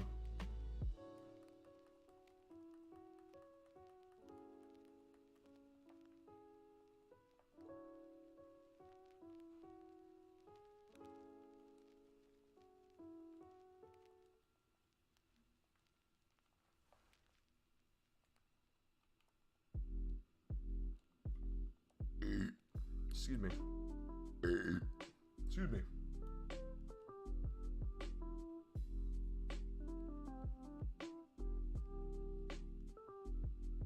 Wait, has anyone tried to see if you could do that on the web app? If you do a position modifier pulled on the web app or the companion app, would you be able to, instead of unlimited unassigned, do unlimited transfer target, do you think? Or do you think someone will find a way around that too? Starting struggling. No, we're actually not struggling right now. We're playing really good football currently. If we can get 1 to 4 more points in our next 2 matches before World Cup break, we're going to be sitting really pretty for the remaining games before the winter transfer window. And then we'd be sitting really pretty with our schedule for the second half of the season. Thoughts on Diallo? Fantastic footballer. I think what he lacked in ability to finish or the want to finish or at least shoot, he is slowly starting to get more and more as we put him in attacking positions. I think Sunderland has a really good problem right now, and it's you have 2 really informed right mids / right wings of the likes of Patrick Roberts and Amad Diallo. So it's finding a way to get them to work in your system. But I think both need to be starting in some facets. So whether you start Amad up top and then move him out wide eventually, once Ellis Sims come in, I think that's the way you do it. If you take Amad and try him on maybe the left side, see how that works. Who knows? I think you need both of them there, though. I think you need Patrick Roberts out wide, and I think you need Amad more central, because I think he can do a lot of damage cut it in, where Patrick Roberts will cut in and start taking some shots from the corner of the box. Bet that said goes to an 87 tomorrow. I'm excited, man. Remember when Jermaine Defoe played for Sunderland? Absolutely, buddy. The glory days. 10,500 for an 84 rated 2 of the week. Easy investment. Oh, yeah. But yeah, I highly rate Diallo. I think the biggest issue Diallo's going to have is play too well for his liking and potentially get called back by United and then sit the bench. I hope that doesn't happen. What happened if Jermaine Defoe came back to Sunderland? He did come back to Sunderland. He left. I forget what club he was at beforehand. Was he at the Rangers? I believe he left the Rangers to retire at Sunderland last season. He came to Sunderland after the Rangers. Didn't even play the rest of the season. He retired after like a game or 2 and called it quits. That's why we got the end of the era Jermaine Defoe card last year. So he's no longer a footballer.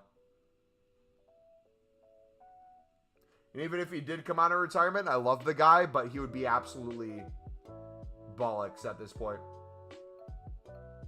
He'd be useless. Way past his prime. Ross Stewart is infinitely clear.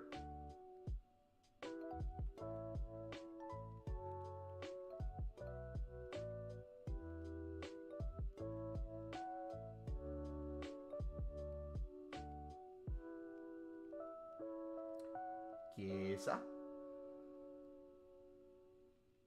I was thinking of opening a Shopify website selling exotic candy. Make a TikTok page promoting it. Probably get quite a few sales. I need a daily SBC with a 4-2-3-1 formation. Can we get a daily SBC with a 10 in the back? Have a left wing back, a right wing back, and then 8 center backs? That'd be the dream. Could be worse. Could have Maguire up top. Who got Chiesa? I got Chiesa.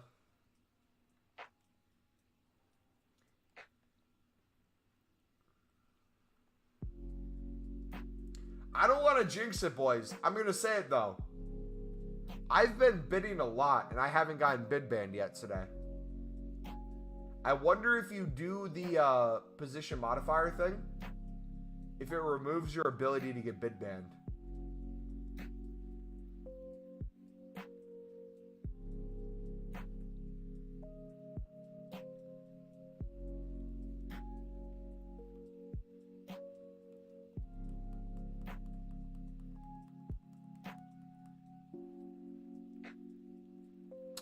Are you worried about the price of them? Absolutely not. I actually want them to go lower. I'm sitting on about 2,400 of them right now. I hope they drop to a 200 by now.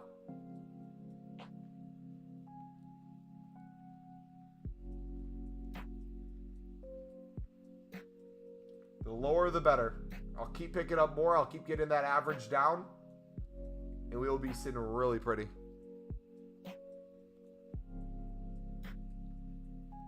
Doesn't matter what price they are, you can take advantage of daily flips, so you can always get that average buy now down.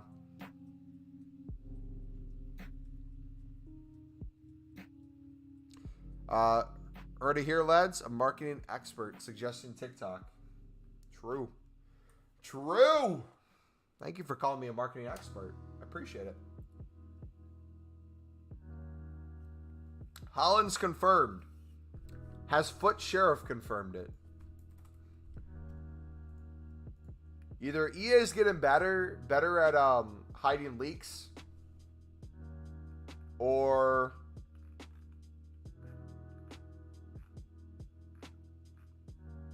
Foot Sheriff's getting worse at his job. But I'm noticing a trend where he leaks less and less, more paid promotions, and more questions asked to the community rather than actual information. Has anyone else seen that, or is that just me?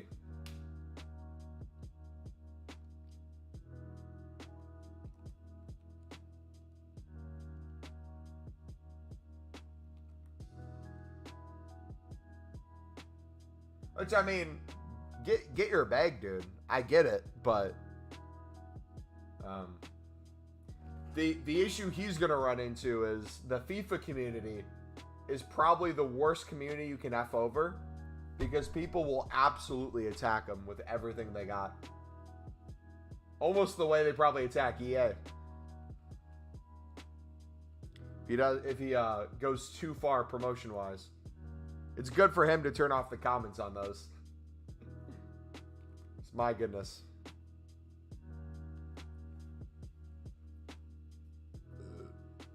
But the website had Rashwin. Then next month they had Holland. Oh, you're saying the site that does the leaking thing got the Rashford one right? So you're saying they say it's gonna be Holland, so it should be Holland. Jack, what's up, buddy? Welcome back.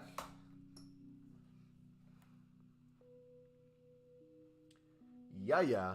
Yo, dudes, we are 2 subs away from 11,850, boys.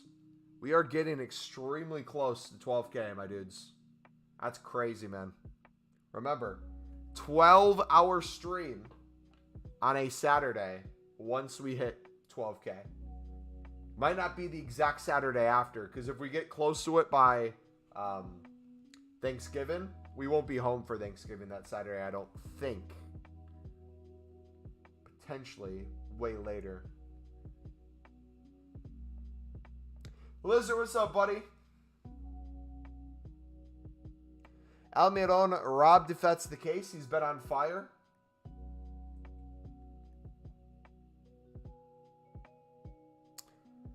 Thoughts on United winning the Europa and the FA Cup?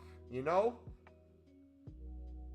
as someone who doesn't have a lot of personal care for the Prem as it currently sits without Sunderland,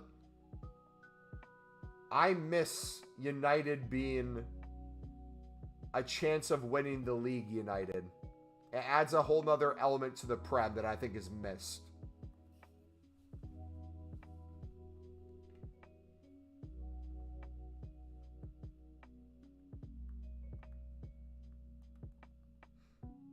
Right, what's up, buddy?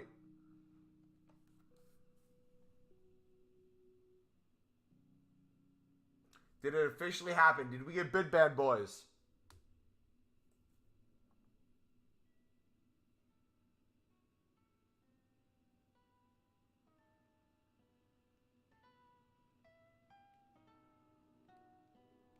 Oh, to answer your question, though, getting back to it, yeah, I hope they win the Europa, and I hope they win the FA Cup, because that'd be really nice. It'd show they're turning a corner, but do I think that's going to happen? No, I think they're going to bottle both.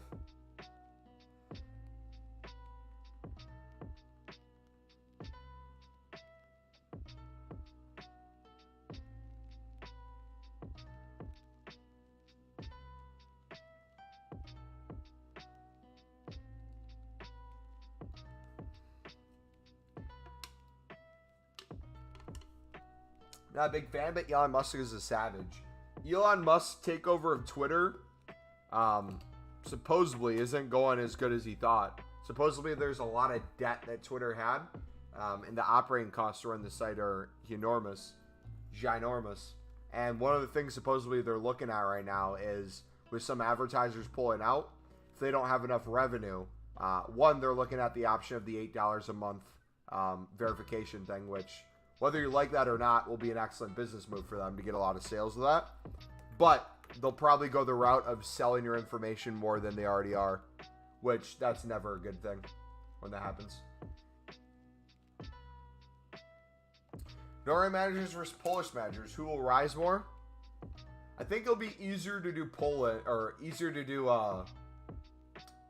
Lewandowski than it will be to do Holland, would be my guess. Who do you think will win the World Cup? Brazil. I want to see... Everyone's talking about the last World Cup for Messi and Ronaldo. I'm thinking it's the last World Cup potentially for Thiago Silva. I want him to go out with the trophy.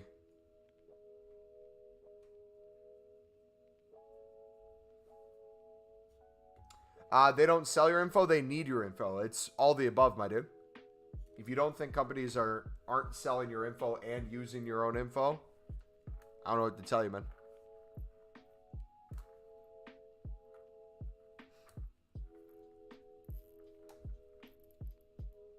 They'll use it themselves for the algorithms, and then they'll sell that information to people for ads to get extremely targeted ads.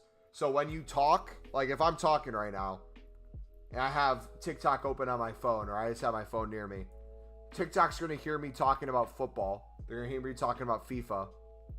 They're going to put advertisers towards me and recommend channels that are going to be based on those things. Argentina, Brazil. Yeah, I think Brazil's going to win. Me guessing prices on Lewa and Holland's stupid thing to do, but 125 for Lewa, 175 for Holland. Nah, I'm joking. Holland, what's his Holland's gold right now? Isn't his gold still like 200K, or did it drop heavily? If they make his SBC cheap,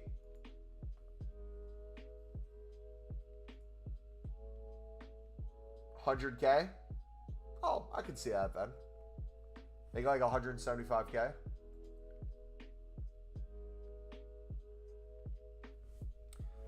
Did you sell your position modifiers already? Because they don't sell for 1.2. No, I doubled down and got even more. We're now currently almost at 2,500. I'll keep picking up more as they're low. Keep lazy listing them at their current buy now, a couple hundred over.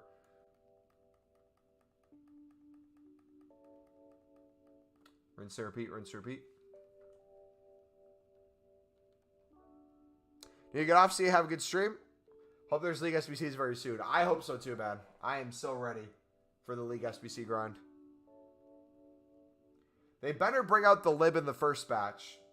If they bring out League SBCs and the lib isn't in the first batch, I'm going to be so upset. I'm going to have to do like the championship or like the MLS or some crap one. Or heaven forbid, the Sudamericana. Ugh.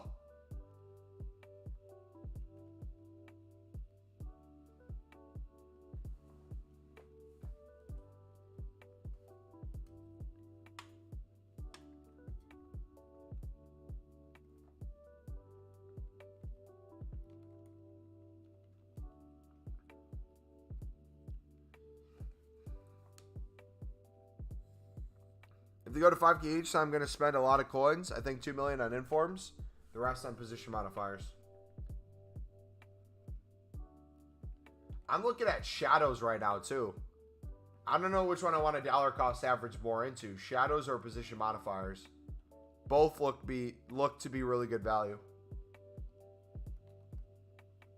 How many shadows do you have bought? We'll show you everything.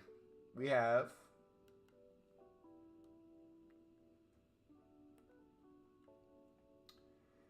2,480 position modifiers. And we have 549 shadows. AFC, will League SBCs come out before Team of the Year? I think we'll have League SBCs by next week, mate. Latest by November 11th.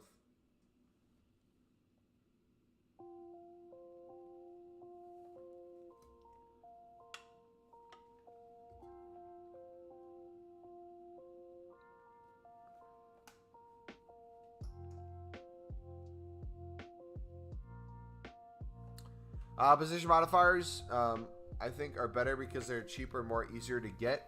Yeah, but you also have the ability of the likelihood of shadows going extinct at some point, too, that you got to consider. That's something to keep in mind. It's like, although the constant lazy list and flipping of the position modifiers, it might be good, especially the daily repeatable of the price dropping, going up, dropping, going up, dropping, going up, because you can do it 5 times a day. Following those trends is really nice.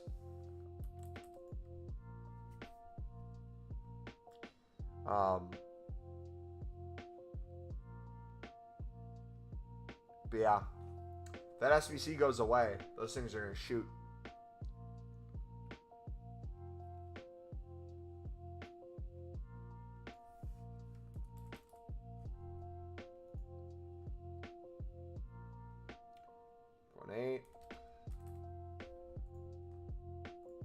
You know what? How many would we have to get with 3K?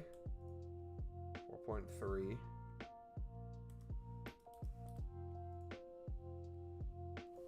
$27. Interesting.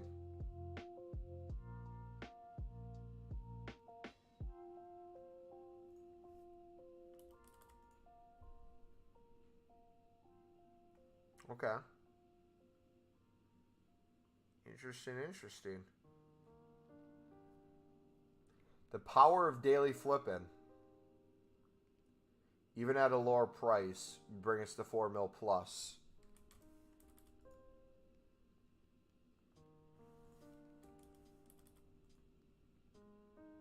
Would 1,400 bring us there? Yes. How about 1,300 and 2,800? Or 3K, 1,000. Okay. I'm really liking that.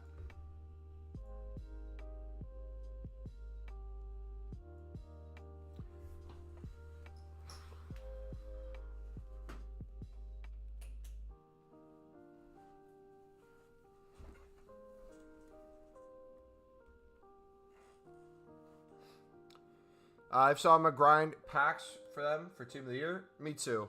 I'm debating whether or not I save packs or straight open.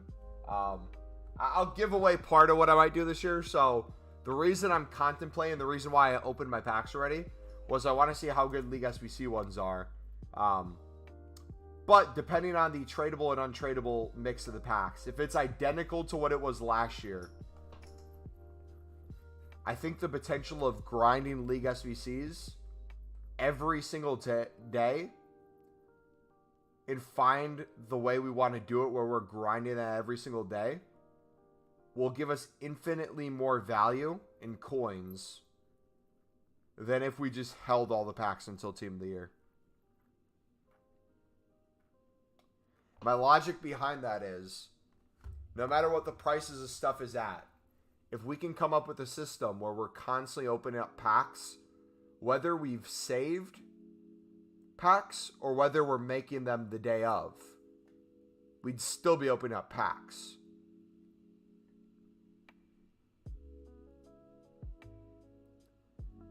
And if it's a 100K pack, if it's a 50K pack, whether tradable or untradeable, that we're like, oh, I wish I would have kept that. Anytime those are in the promo section, we could open them. Because now my goal this year is no longer as much caring about liquid coins, because we'll have it consistently. My goal this year is taking advantage of each promo almost. I think that's the way to do it.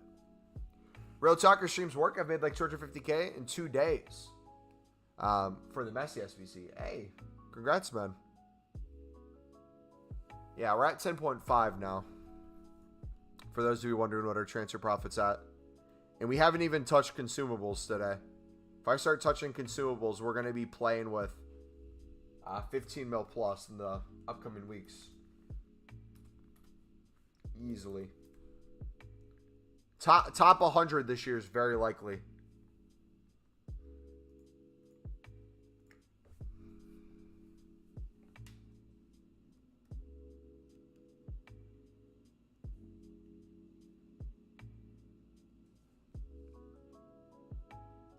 The best packs for team of the week are or team of the year, you mean, right? Or the 84 times 25? Yeah. You think I'm stupid if I spend 120K and pull in managers? I don't think you're stupid. I think if it pays off, it's going to really pay off. I would do the math on it, though. What is your maximum you can get on it? If you put 120K into Polish managers, have your price points for everything, right? Kind of the way I did the Google sheet for position modifiers and shadows. Like, realistically, if position modifiers went extinct, there'd be way more coins than shadows because we're picking them up at a lower price, right? But the max is 5K for each. Realistically speaking, though, shadows are more likely to go extinct than position modifiers. However, are position modifiers likely to double in price? Yes, you can get them to double in price lazy listed. Not every one, but you'll get some to sell. So the question then becomes, like, are you doing instant buy now? Are you doing lazy list? And if you're doing lazy list, are you going to be slow and patient with the sells? What's the goal there? Same thing with your Poland one. You can maximize profit with your Polish managers, but you might be waiting for them to sell. And by the time you're waiting for them to sell, they might already drop in price. So kind of have an idea of what am I expecting? What's the best case? What's the worst case? And be happy if you can get out. If you want to diversify a little bit too, like if you want to play it safe, I'd probably club stock on silver libs right now. I'd club stock on silver commons. Just so when the SBC comes out, if they don't rise as much, you can make up the difference or make additional profit from flipping those.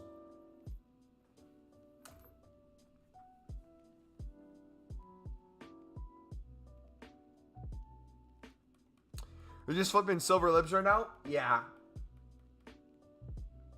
And club stocking too.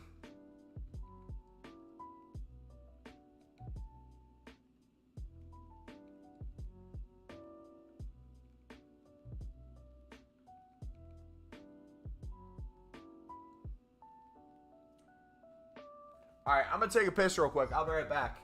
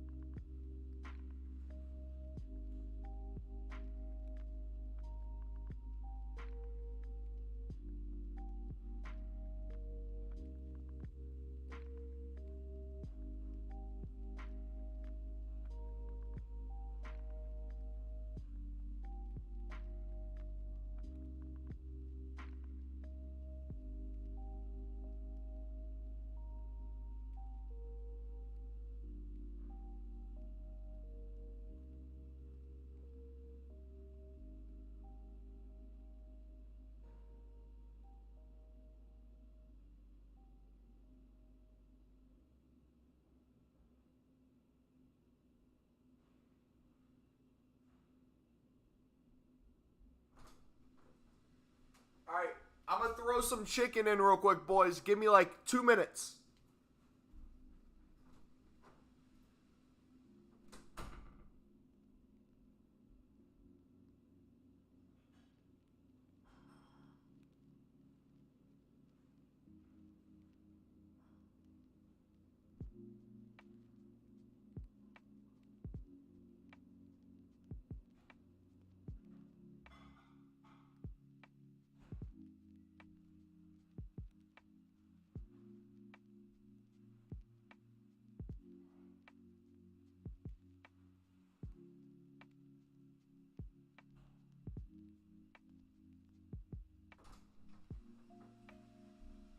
Correction on the Elon Musk thing. I said he took on a lot more debt with the purchase of Twitter than he thought. I was incorrect. It wasn't that he took on a lot more debt. It's the fact that he had to take a loan out. And the loan he took out, I believe, he has to make over $1 billion back per year to pay back the loan. Is what I meant to say. Yeah, let me finish this chicken, or I'll let it, I guess, sit there.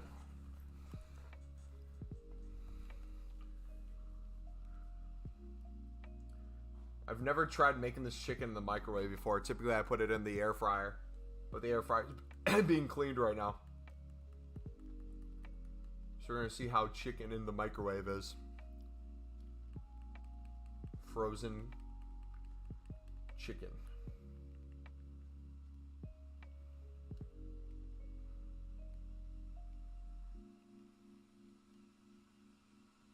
Want some chicken, lad? I do. It's like Chick-fil-A chicken. It's like a crispy chicken. I'm gonna put some buffalo sauce on it. Oof.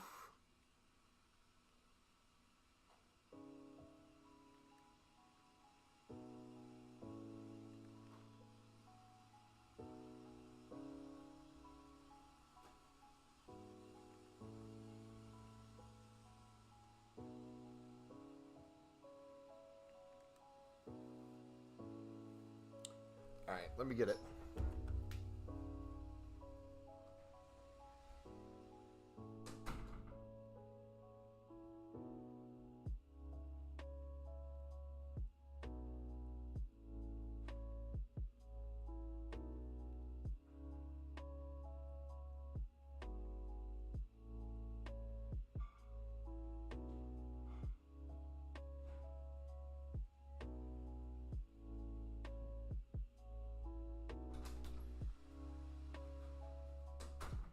Bro, it's gonna take like 5 minutes in the microwave. Jeez.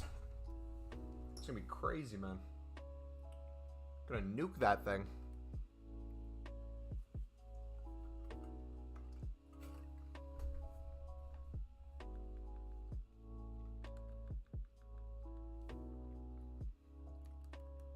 I'm gonna get the cash, that's forever. Yeah.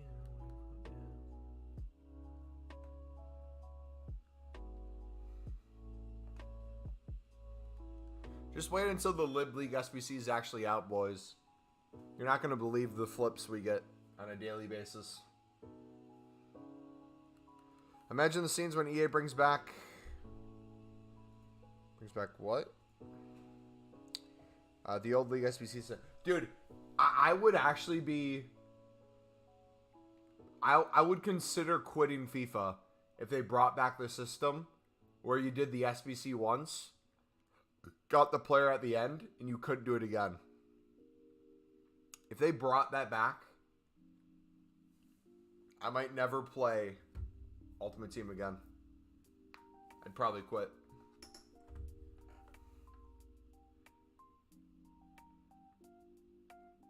Now, if they brought back every single team you need to do, that'd be annoying, but I'd still grind it.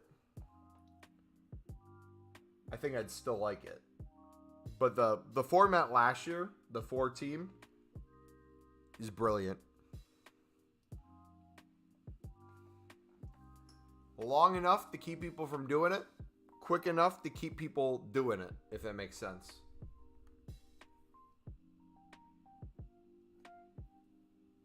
Is BPM any good? BPM is always good, buddy. If you did nothing but BPM all year, you could probably make a couple million coins a year just doing BPM. Whether you do as an investment and wait for bronze rares to go up consistently, or you open the packs, you sell everything in it, constant list. Not sure if I could grind it if they did. The way I would do it, so hypothetically, let's say they brought back League SBCs, but they did every team. The way you'd get around that is I would mass bid every day like we do with libs, store in the club, sell the duplicates, have probably a good start to most teams, some teams where you have them all, take the duplicate profit and buy out whatever players you don't have. Would have to be the way you go about it. Because ain't no way I'm going to be sitting there for a year making sure I bid on every single card and not do a single buy now, if that would be the case. And my logic too would be, with the profit that we'd get from the flipping, we'd bite a little bit into the profit of that to pay out the rest of whatever players we need. But we'd have so many more packs to open up, whether tradable or untradeable, that eventually you'd pack something good tradable or consistent fodder untradeable, where you got to look at it from the aspect of how would that help elsewhere. If you could do a lib SBC every single day with like 20 to 32 different teams, right? That's 20 to 32 different packs. Imagine during like a player pick how good that would be to consistently get common golds untradeable in your club, or get silvers that you can put into silver upgrades, or tradable cards that you can sell in the market for a premium. It'd be a little bit more annoying, but it's possible. I'm gonna get the cash. All right, let me get the chicken.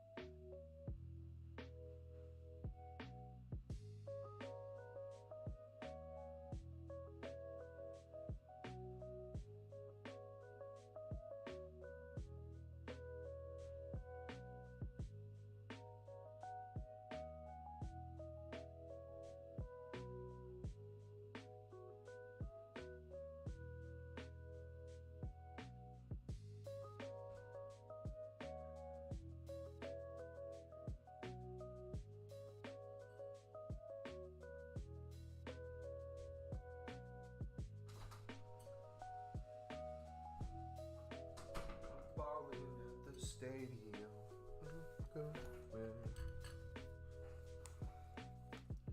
Alright, we're back. Sorry about that. Oh yeah, baby. Good old flips. Sell, sell, sell.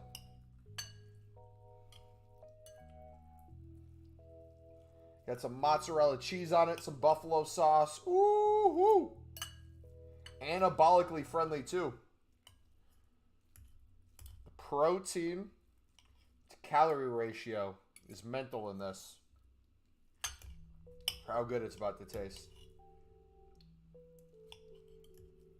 The question is, how hot is it going to be?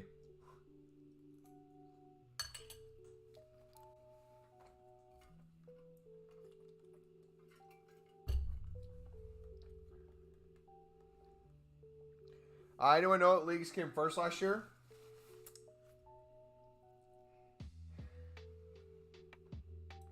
Serie A Championship, La Liga,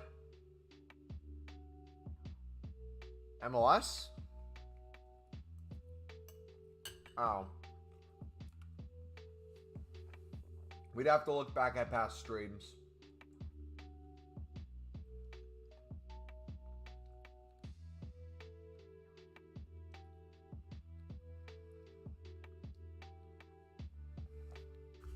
Oh, League One came out. Yeah, I think that's right. I don't know. They all came out pretty close together. It wasn't too long you were waiting.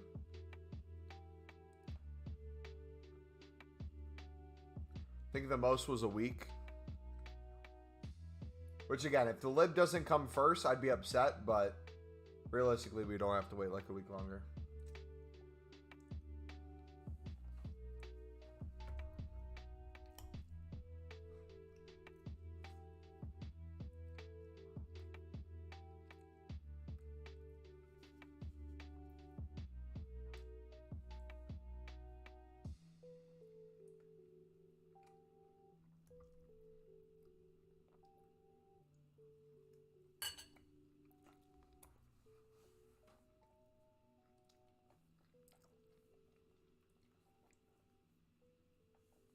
The only thing you're going to run into, Maddie, is you're going to buy so many Polish managers, you're going to raise the price yourself. Temporarily. If you do it all together, is the thing.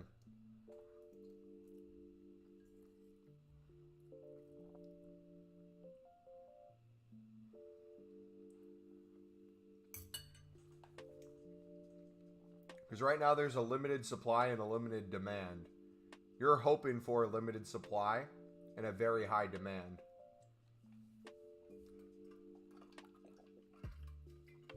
For when you sell them.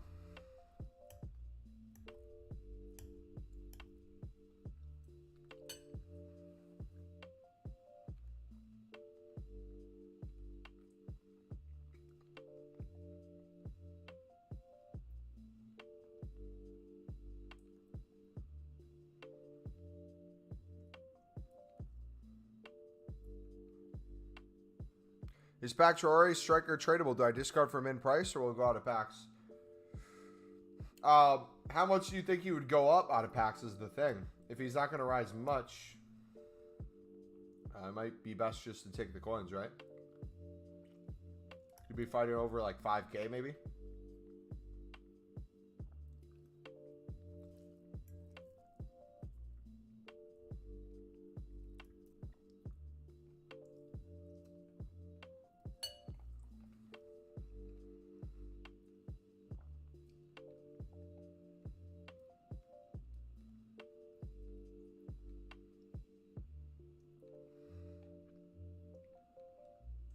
Buy 300 or buy 500 more? Same, but with the libs.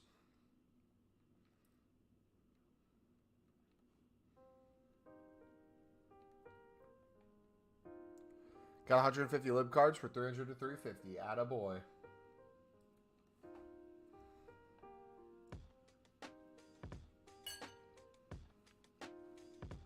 I did not do Barkley, no.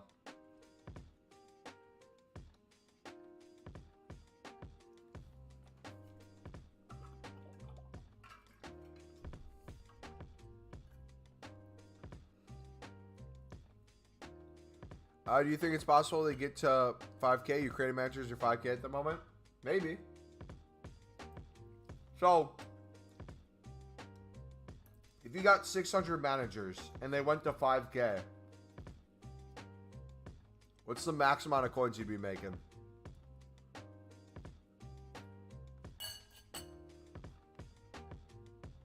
Best case scenario. What are you looking at?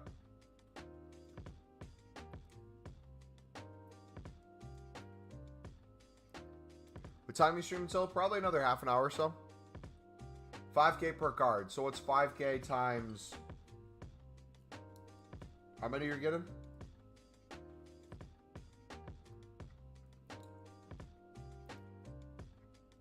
Well, technically it's a little less than 5K. It's 4.8 before tax. But yeah.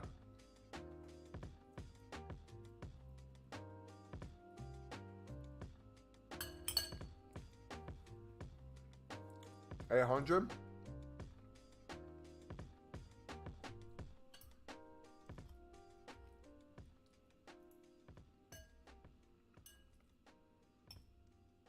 Simon's getting a +4 soon? Dang.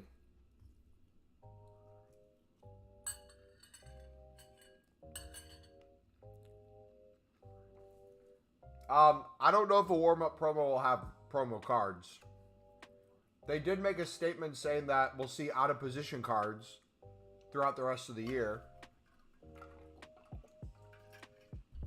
In different aspects. So, maybe if we don't have promo, we get like SBC card or something, or... Get player of the month, or...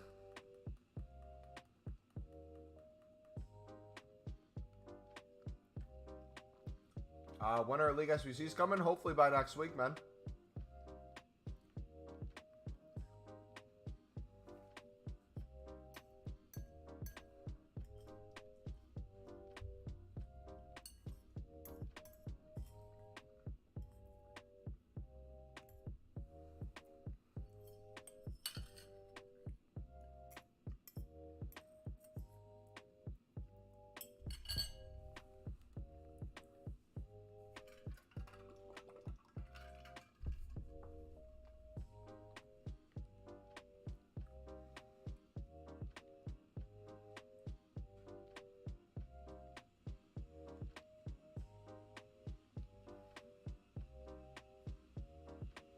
When those kids are going to grind the League SBCs for us? Yes, sir.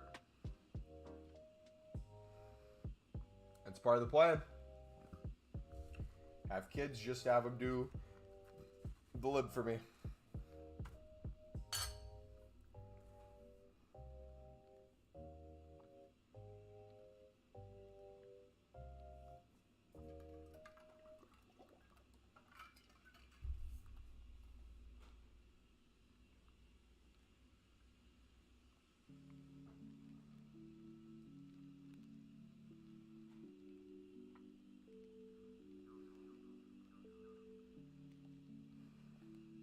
He's gone from 12K to 190. What's his rating going to be if he gets a +4? What's his new rating going to be?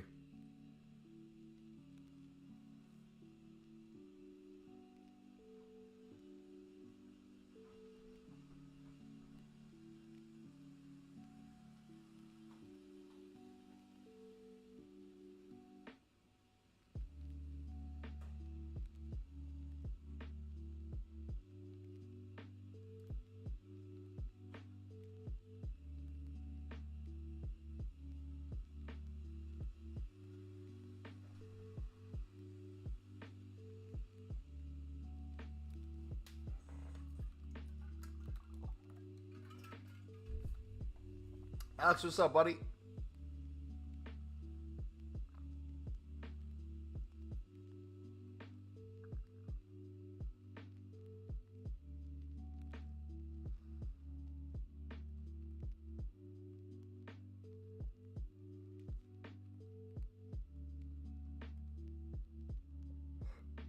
Any lose on League SBCs? Nope. Hopefully by next week.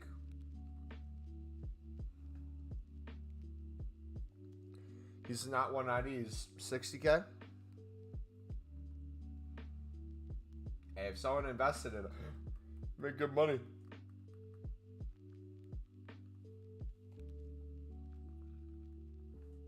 Excuse me.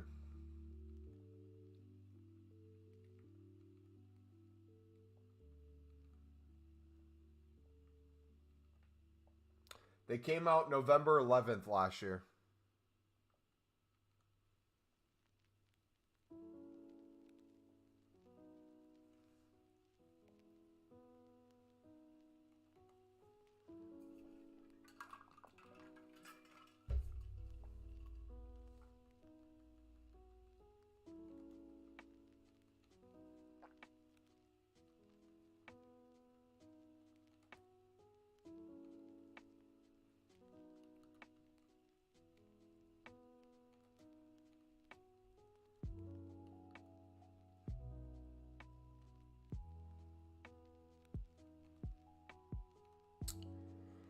So next Friday, November 11th, hopefully, missing the grind.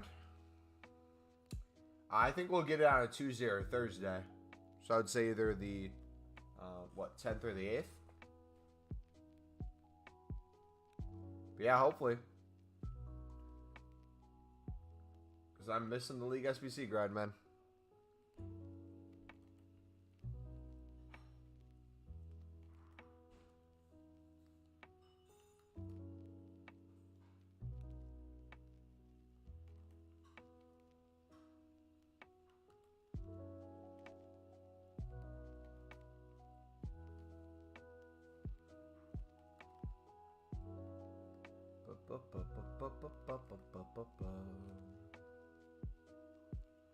Are silvers still profitable? You can win them lower now than you could in the past week or so. So you can win 150 on a bunch. Got a lot of coins, whether investing or flipping right now.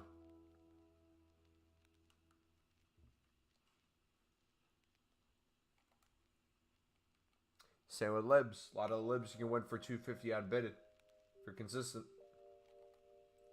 A lot of them are flipping for 500 plus right now. Fodder worth picking up if you think fodder's going to rise, which if they're already at very low prices would only really go up, then yeah.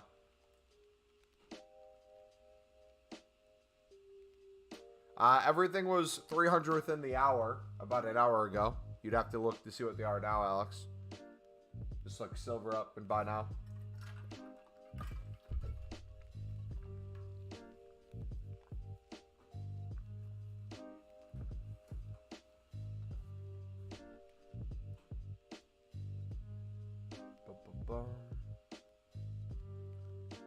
No shot.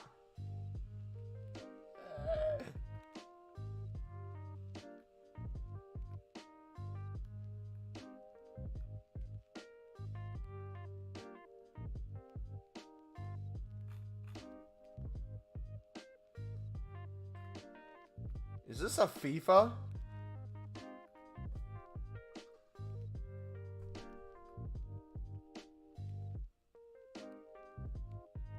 What?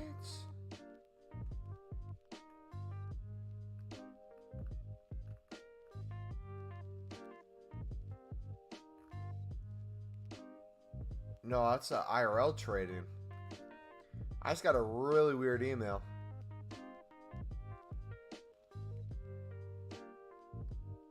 Huh.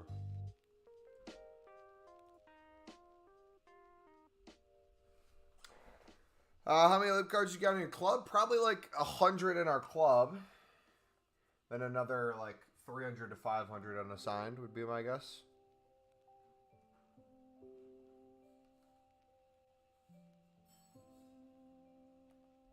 Let's take a look.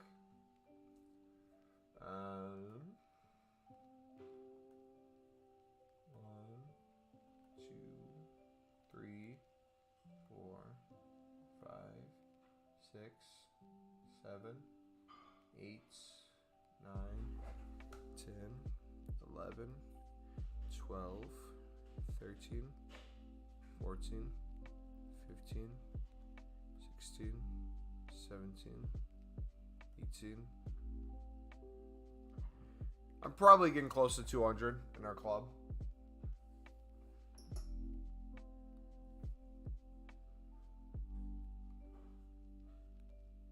Vimo, what's up, buddy?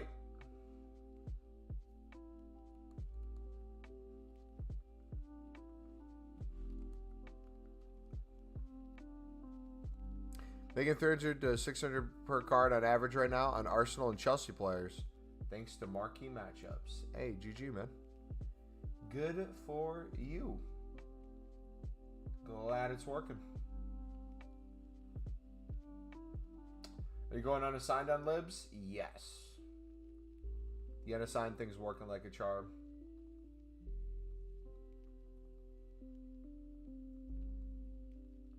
This is really good news for us. Because it changes the way I might even do position modifiers and shadows now. I'm still going to do it, but I think I'm going to stay at all points in times. I think maybe like 500k liquid. to do like 500k worth of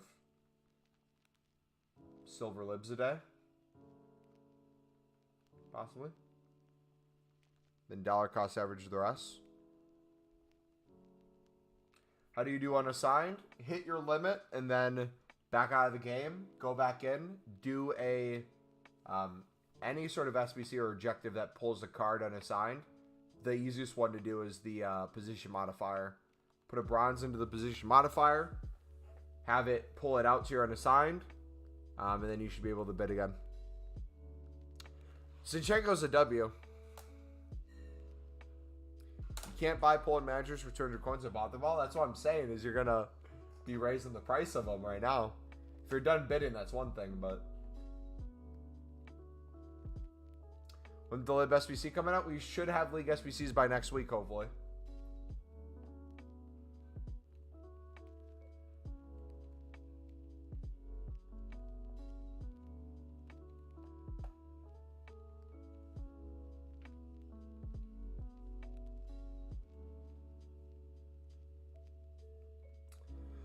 Why are you buying them, by the way? Because I like making coins.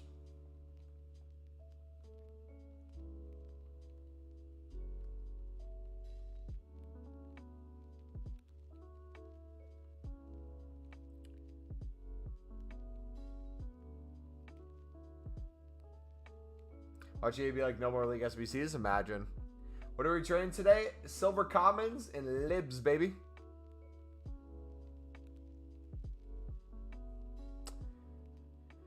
Do you have a video on the unassigned glitch? No, but we can make one if you guys want.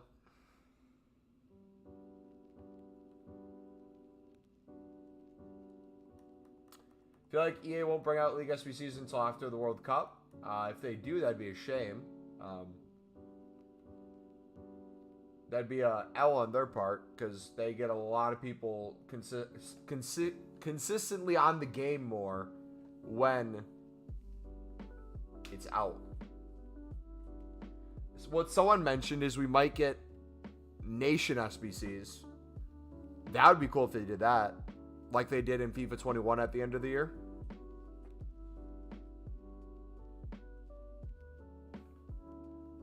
All right, let me get a drink real quick.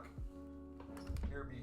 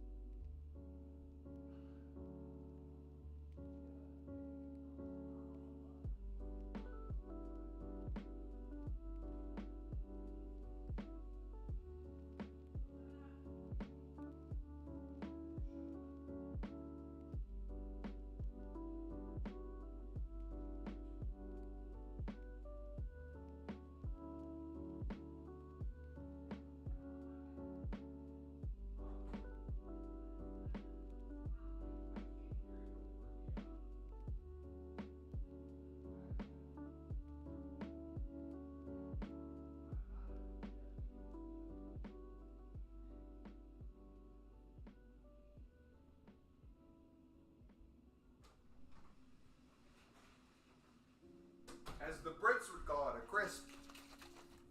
Not a chip.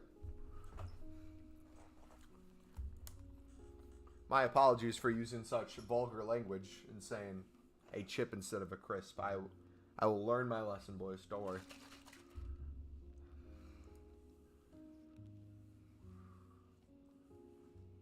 $87 selling.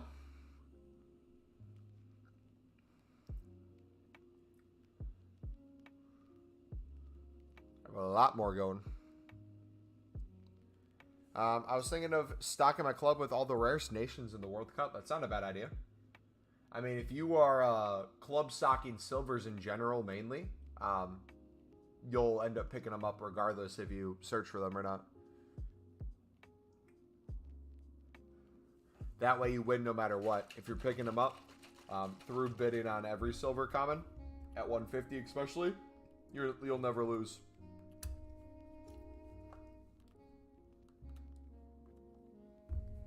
Dude, I'm so excited, man. I'm so excited for the World Cup. I'm so excited for League SBCs. This betting is just showing how easy it's going to be this year. Come on. Give us the exact same League SBCs last year.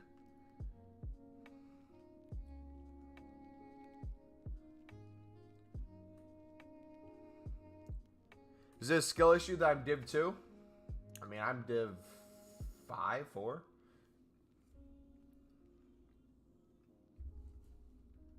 You are the superior player.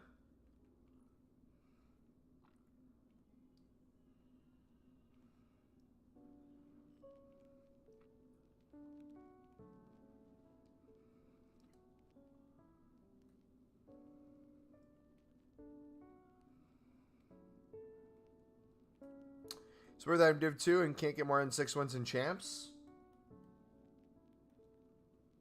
Yeah, that's probably weird. Do you just play a lot of games to get the D2 then? Are you like abusing the can't get relegated system?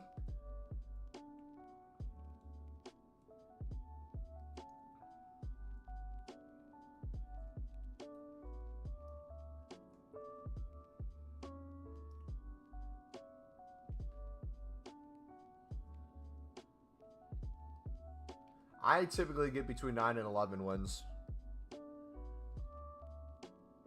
I don't think I'm all that good at the game.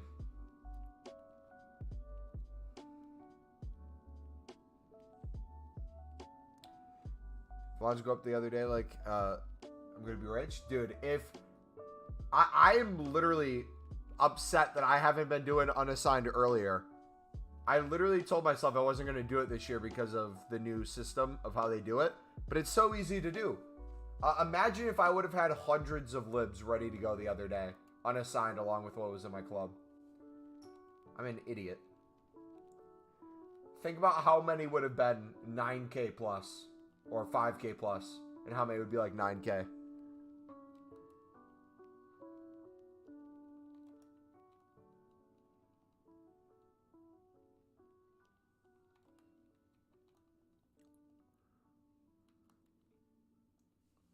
Might be really horrible matchmaking, champs. Yeah, and if you're playing day one a lot of your games, you're going to probably have the sweatiest opponents too. I don't know if you're doing that. That probably contributes to it. I know I typically do better on Saturday, Sundays, but I'm typically done with my games by Saturday night because I refuse to play by Sunday. But that's the benefit risk analysis. Do I risk wrecking my Sundays after a beautiful day of church, volunteering, and relaxing? Absolutely not.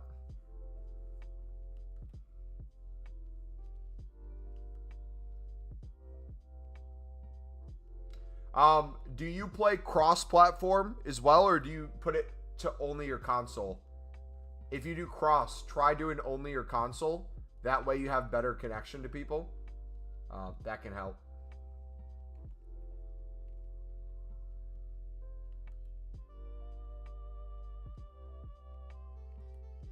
Yeah, start trying that this weekend, League, and see how it goes.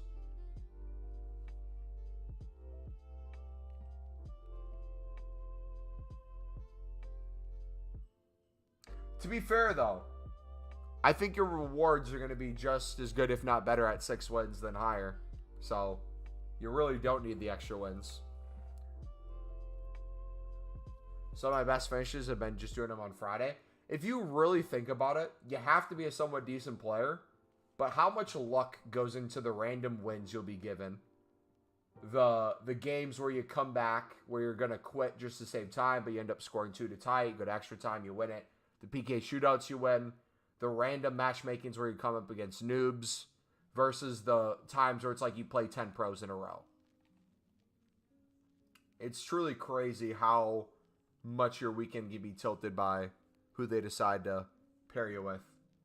Like, there's some weekends where I feel like I'm playing my best football, and I'm getting worse win records than I'm used to. Or there's other weekends where I'm playing horrific football, but I'm getting free wins. I'm playing average opponents, or the game's bailing me out.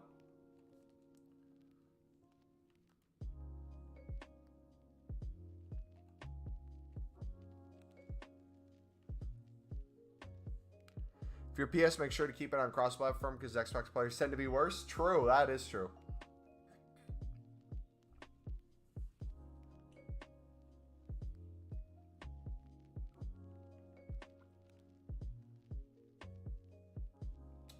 What are the Prem matchups this weekend? Does anyone know?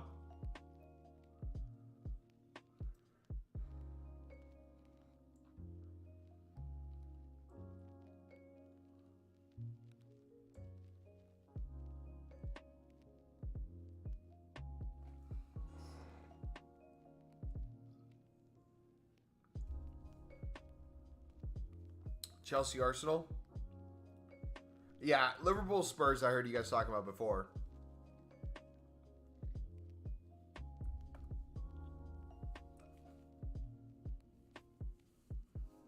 It'll be an interesting one.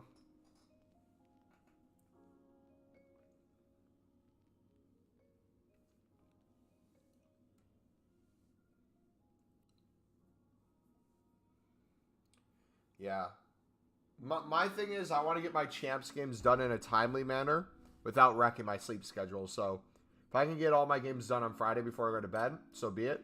If I got to play someone Saturday, I'll do that too.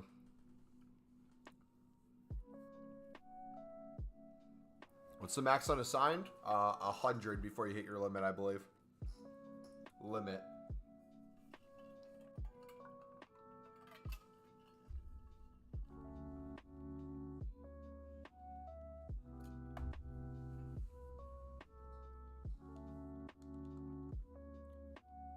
City versus Fulham. You heard it here first. They'll have a draw. City versus Fulham. 2-2.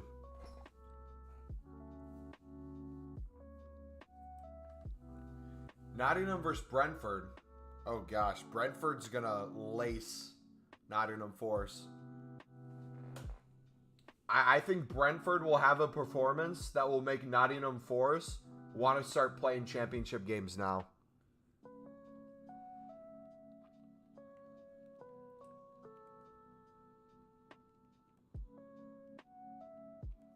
I think we're going to see another informed Tony.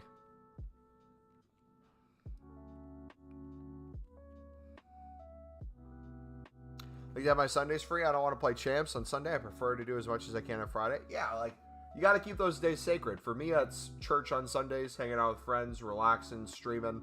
I don't want to have my responsibilities for, like, FIFA and streaming to come from champs on that day.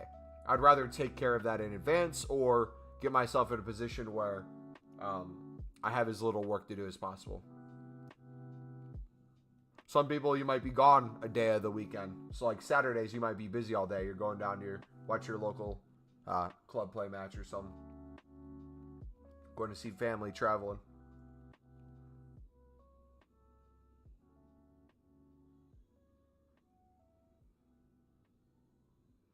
Alex, stop, please. We get it? No, I asked him for the games. I appreciate what he's putting in.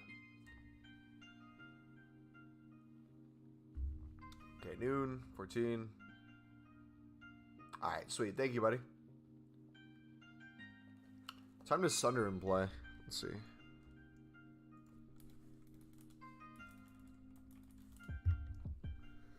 They play at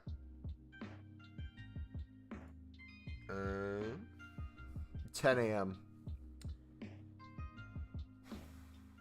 Okay. Yeah, so I might stream during the Sunderland game. If it's on ESPN Plus, I might have it up on my laptop while we stream. Because that's a little too late of a game for me to start streaming at new content time. Or, I guess, noon. I don't know if that'd be new content anymore. I think it's an hour before. And then we got Birmingham on November 11th, the Friday. That game I'm super looking forward to.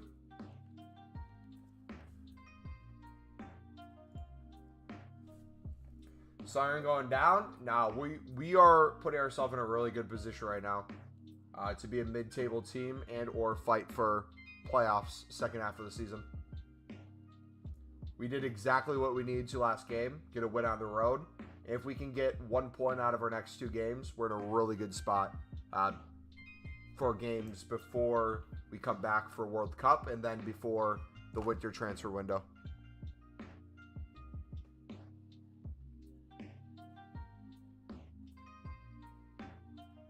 We're not getting relegated.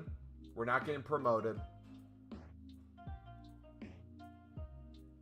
We'll start getting some better results the second half of the season. Ross Stewart will be back. A couple more purchases in the transfer window. A couple sales potentially as well. Lots of players returning from injury. I believe we have 4 or 5 guys out right now. Got Ballard coming back. We'll have Ross Stewart coming back. We'll have Elise coming back. We'll have Lyndon Gooch coming back. We'll have Michoud coming back.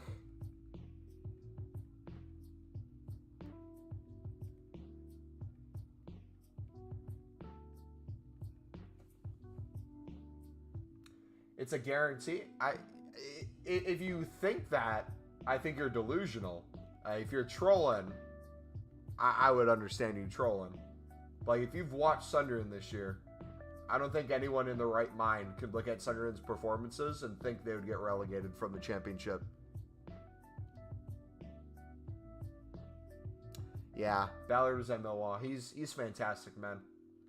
It's a shame he got hurt so quickly, but I think he'll bounce back and be one of the best purchases Sunderland has made.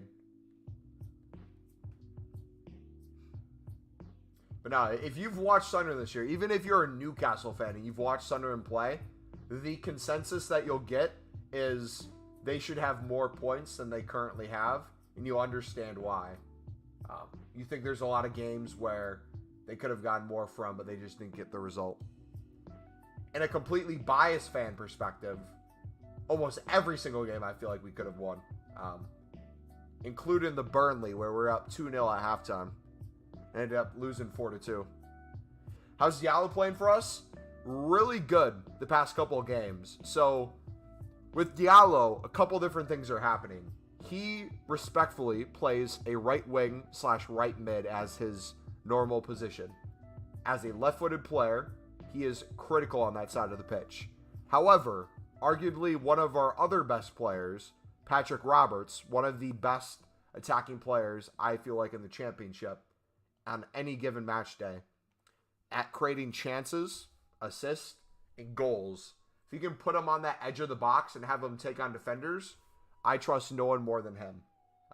Which means, if you want Ahmad and Patrick Roberts to both play as much of a game as you can, you have to find a way to get them on the pitch at the same time. And right now, with the striker situation, Ellis Sims just coming back from injury, Ross Stewart coming back from injury in a couple weeks. The way we played this last game is we had Amad Diallo start up top in more of like I would argue, a false 9. Whatever position he was playing, he constantly came back, got forward, and he would rotate with Patrick Roberts. So anytime that Patrick Roberts would be in the defensive side of the pitch, he'd be like a right wing back almost, as Amad Diallo would be taking the ball up over there. Amad Diallo would stop his run, play it to Patrick Roberts, which would open up space. Patrick Roberts would take on 2 to 3 guys, play it central to Diallo.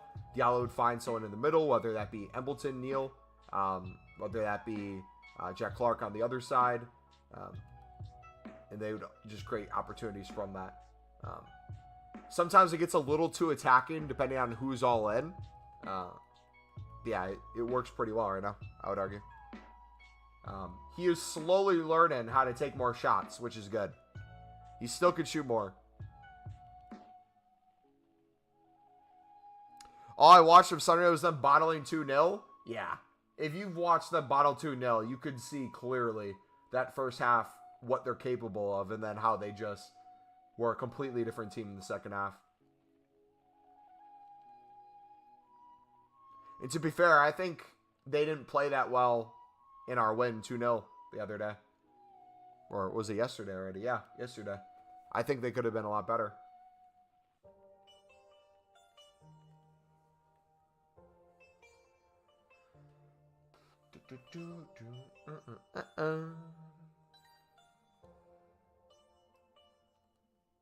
Yeah, I think Burnley will win the league. They're too consistent.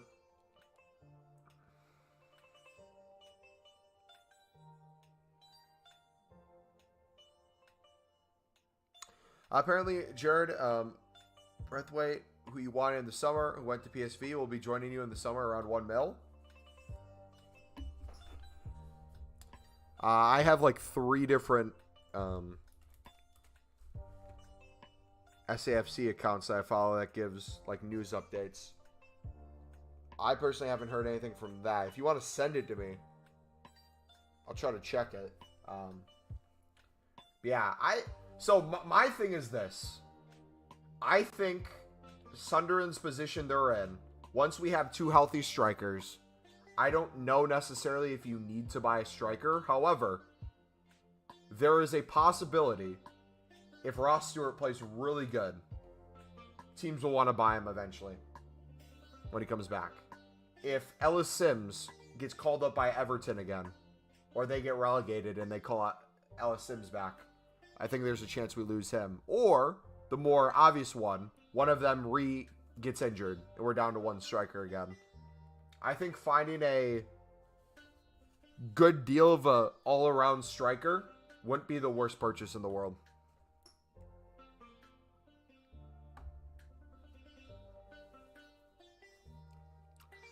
Didn't Sunderland loan a player from PSG? Yeah, we got a player who is a young Frenchman by the name of Michoud.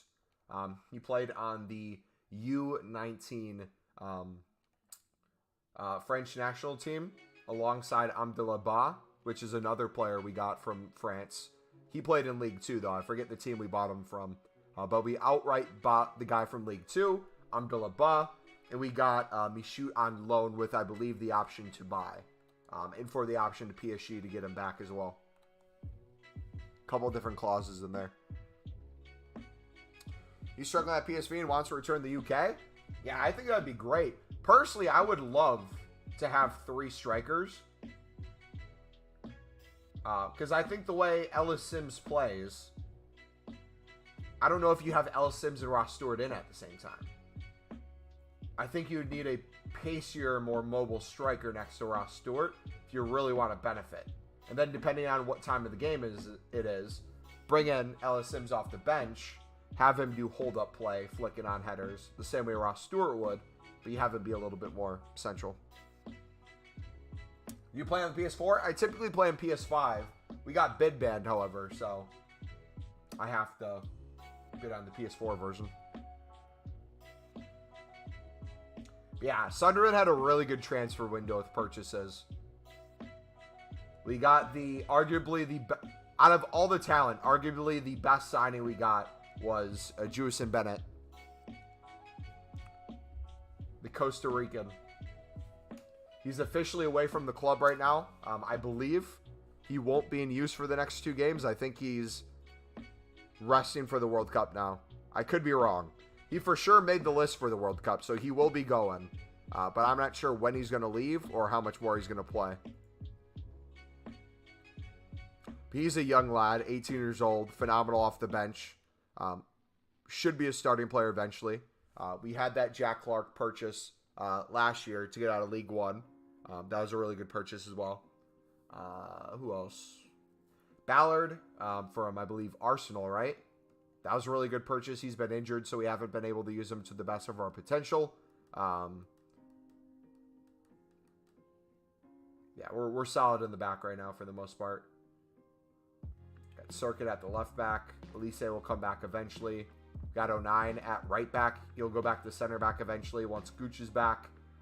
Even if Gooch isn't healthy for a while, you could stick him out there and we'd still have another center back with Ballard next to... Oh, we're down to 5K. Jeez. I didn't realize we were that low. We're winning so many bids. Serge to replace Ronaldo? Yeah. The one player we missed out on that I was really disappointed we didn't get. What was his name?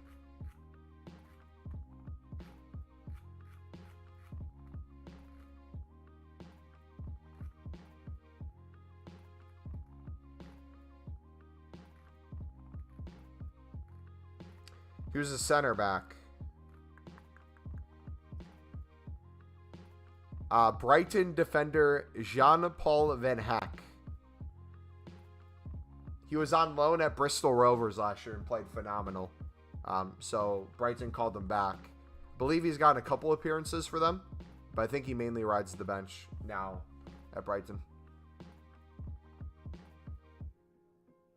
You think Messi goes to the MLS after this year? No, the level Messi's performing at, the thing with Ronaldo and Messi that differs them, whatever you think about the two players, tell me if this is a horrific take. I think this is true.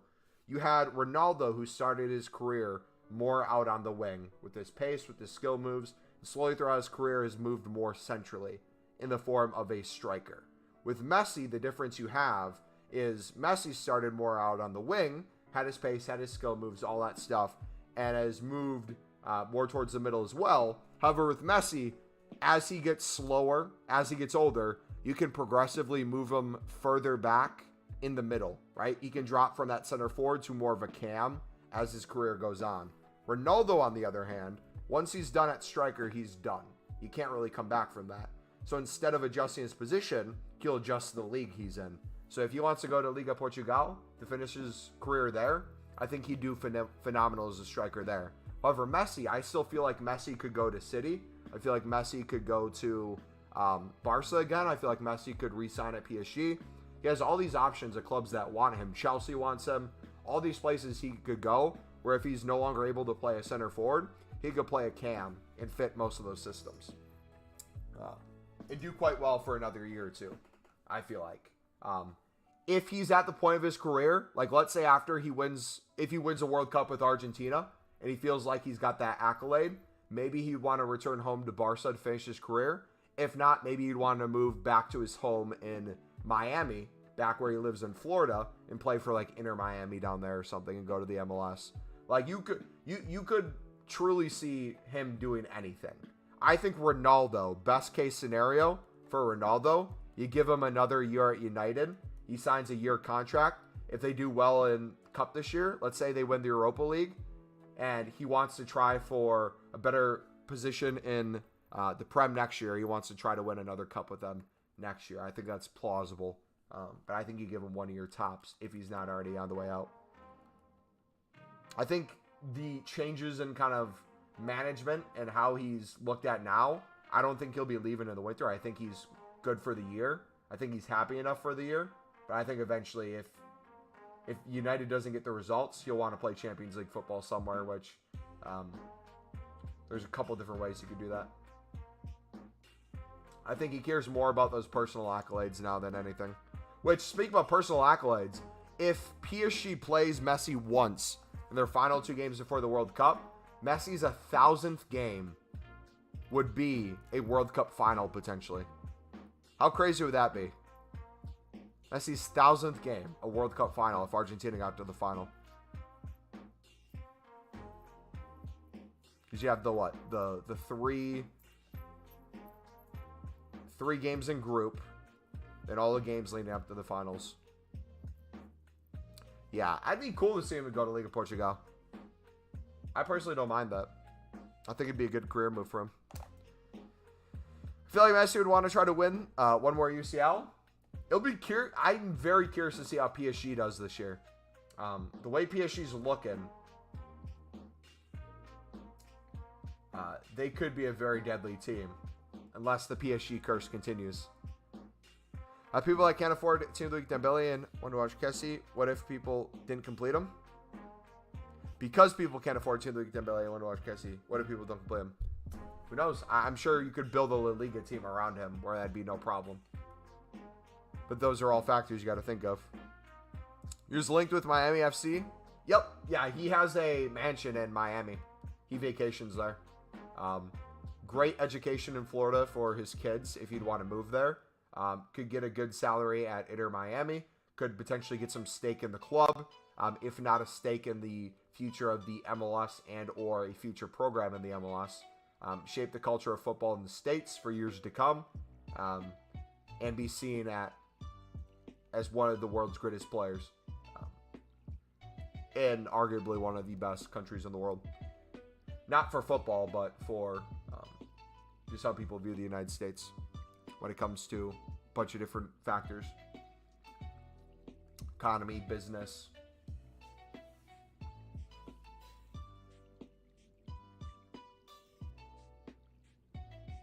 You watch many Sunderland games? Yes. So I have ESPN Plus.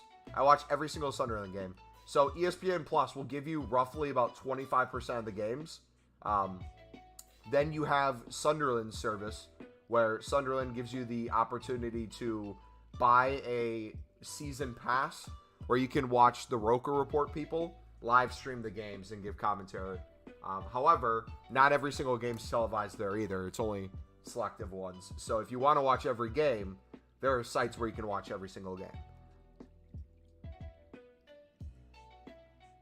So the number one place I go is ESPN Plus, but then I have to find workarounds. Dude, the multilingualness of footballers has to be crazy. Imagine having a family, picking them up, going from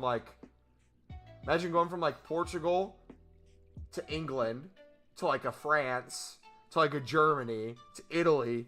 Like some of these families got some really smart kids. If it comes to MLS, I'll have to buy some season tickets.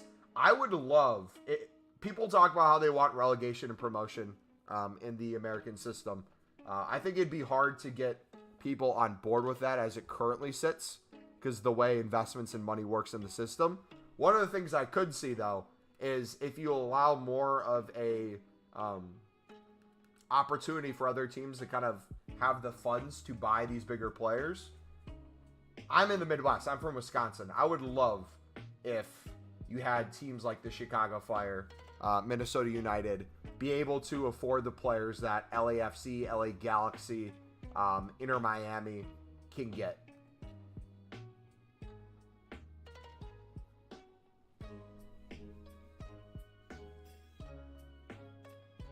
Who do you think will win the championship? I think as it currently sits, depth-wise, team-wise, tactics-wise, I think Burnley is set to win the championship outright. Besides Burnley, I think Blackburn Rovers, who is currently sitting in second place, has a really good shot to perform really well the rest of the season. I think they have some resources where they could pick up. I think they have some money sitting around. I could be wrong. They have enough funds to potentially get one or two more key players that could really send them forward the rest of the season too, and potentially compete for that first spot. But for that first spot, Burnley's not going to lose more than 3 games this year. No doubt. Not going to lose more than 3. They've lost 1. They've won 10. Drew 8. I think they'll get first by a decent bit. I think Blackburn will fight for second. If not, I think they'll win through the tournament. I think playoffs is going to be up for grabs for everyone, to be honest. Norwich is falling out of form. QPR's hit and miss. Sheffield's hit and miss. Watford's hit and miss. Swansea had that fantastic week and a half where they went undefeated. Went super high in the table. Now they're dropping. Preston's hit and miss. Millwall's hit and miss. Luton Town's hit and miss. Reading's hit and miss. Sunderland's hit and miss. That playoff from like 5th place to 6th, those final 2 playoff spots, all the way down to probably like 14th place, are going to be highly competitive going deep into the season. I think as the year goes on, you're going to see more of the relegation teams become obvious. But if you look last week, there wasn't much point separating the bottom of the table to the middle of the table. Now you're slowly seeing it take over. I would not want to see Huddersfield go down, though. I hope Huddersfield would turn their season around. If I had to say the teams that get relegated, I'd probably want Coventry to get relegated. I'd probably want Hull City to get relegated. I'd probably want Stoke to get relegated, too.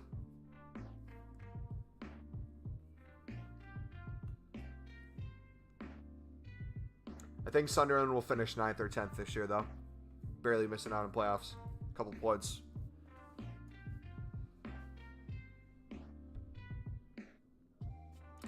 Maybe it's worth going unassigned on bronze prem cards for League SBCs.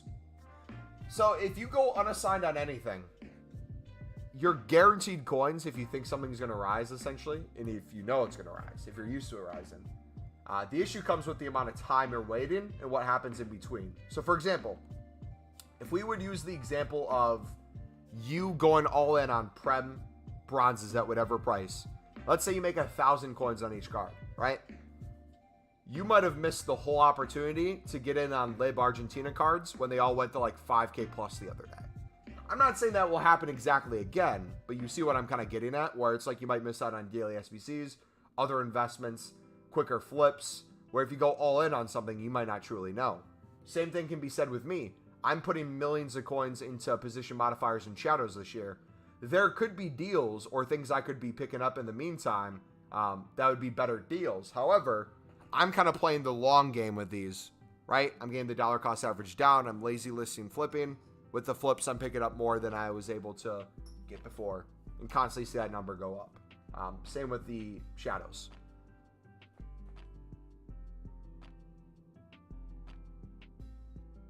About to invest 20K into more silver common center max. GG.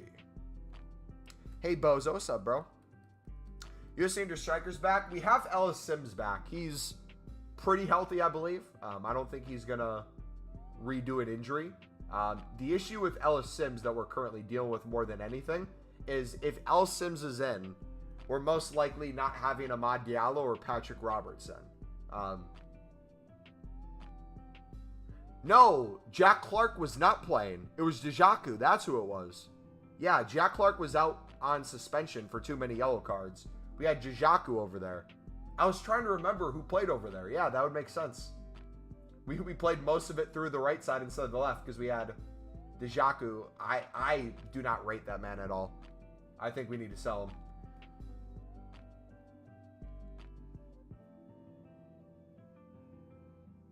Yeah. When Ross Stewart's healthy, I think you're going to see a completely... No. Not a completely different Sunderland team. I think you'll see a complete Sunderland team. I think the Patrick Roberts, Amad Diallo, Jack Clark situation speaks for itself. I think you're missing that central man who can also put a ball away. What you have with Ellis Sims right now in terms of hold-up play, you'll get that out of Ross Stewart, but you'll have the ability to turn with Ross Stewart. You have a little bit more pace with Ross Stewart. You have a little bit more physicality with Ross Stewart. You'll have infinite more chances to score a goal near the box with Ross Stewart. I don't know if you guys watched the game, but there was a play where Ellis Sims literally had Patrick Roberts wide open in on goal, and instead of playing him, he didn't pick his head up, and he ripped his shot and completely missed. Jack Clark's a brilliant player. The only criticism I'll give him, which I'm very, very close to the chest with this criticism for a reason, the biggest criticism I give him is he dribbles a little too much to where he turns the ball over in stupid situations and or just finds himself on the ball way out of position because he's dribbling too much. However, the reason I keep that close to the chest and why I don't say it too often is I also feel like, inverse, the reason why he's so good is you give him the freedom to be on the ball and dribble.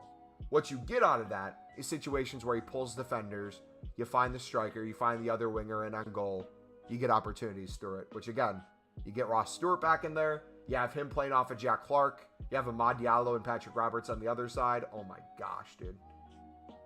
It's going to be beautiful. Low key.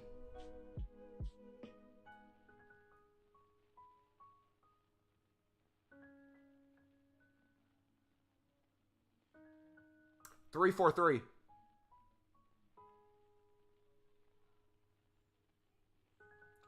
Three, 4-3.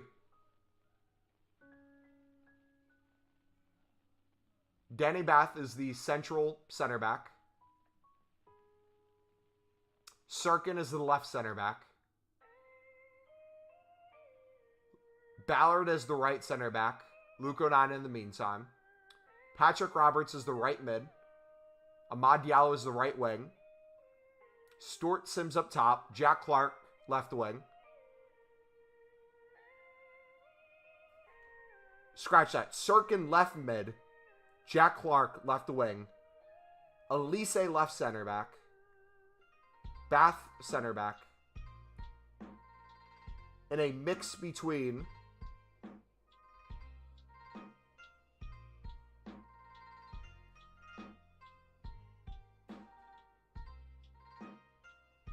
I think I'd prefer Bailey Wright potentially in there too.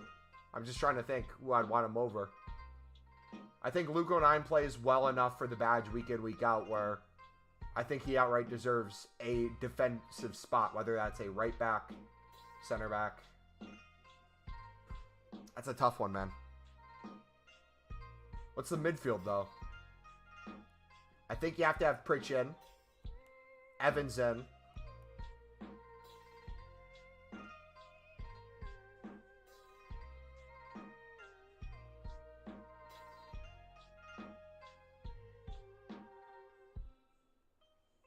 Yeah, the midfield stuff then.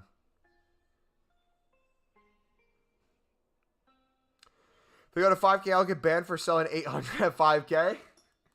I don't know if you would. That'd be stupid if you did. If you guys want me to make a vid on the unassigned glitch, I could. If you guys want to, I can. Should I try to make it for tomorrow?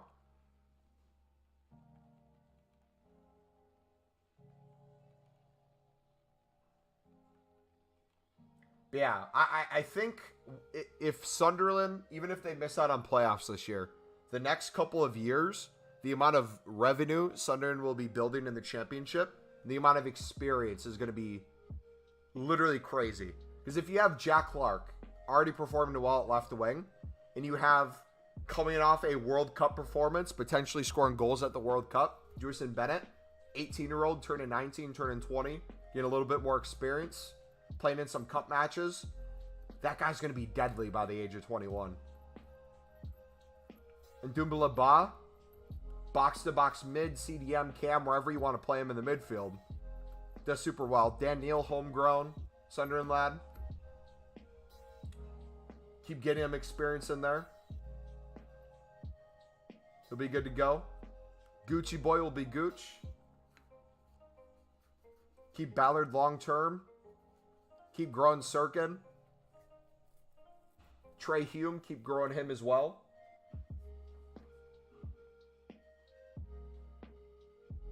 I think Sunderland has a bright future in the next couple of years with their youth players too. And you always have the academy as well. That's something that not every club can say that Sunderland's lucky to have. Whether or not they're in the Prem, Championship, League One, they always have their good youth system that they always pull from. What should I sell my 800 players for to be safe? Whatever you want, buddy. When we had lib cards going for 9K, I would sometimes undercut and put like 6.2 to like 7.5. It really depends. So if everything's 5K, maybe not sell some at max 5K, but if they're extinct for a period of time, 4.7, 4.8.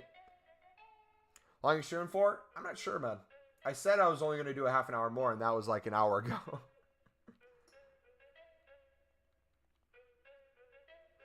I was doing a Sunderland career mode. Only 2 players are still standing. Ross Stewart and Callum Doyle. Callum Doyle. Nice. Yeah, I need to do a Sunderland career mode eventually. Do you think the U.S. can compete in this World Cup? Yes, absolutely. I think they're either going to completely compete or they're going to fall apart. It really depends. Right now, you don't have an issue with the form of the players. You have an issue with the formation of the team. Form of the players are phenomenal right now if you point to any aspect of their game. I think if you look at the current Chelsea situation with Pulisic getting some game time and or contributing when he isn't, even though it's limited game time, he is performing relatively well there. You look at the likes of Leeds with Tyler Adams in the midfield.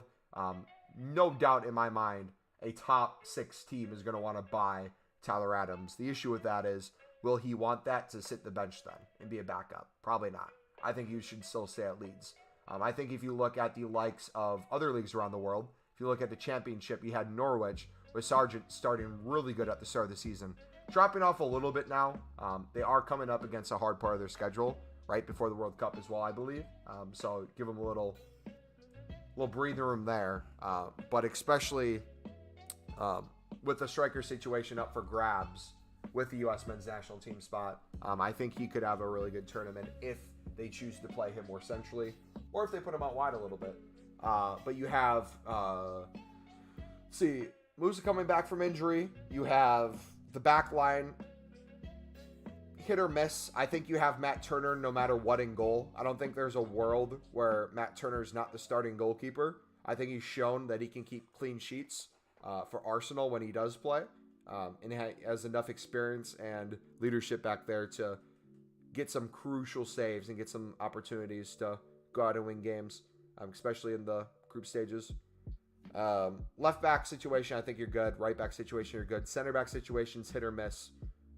Midfield, for the most part, decent. McKennie, I don't think you're going to have healthy. But you will have Reyna. You will have Tyler Adams. Don't know who else I rate in there. But yeah, I think if you put enough talent on the pitch, I think you have an Iran team that looks relatively good on the counter.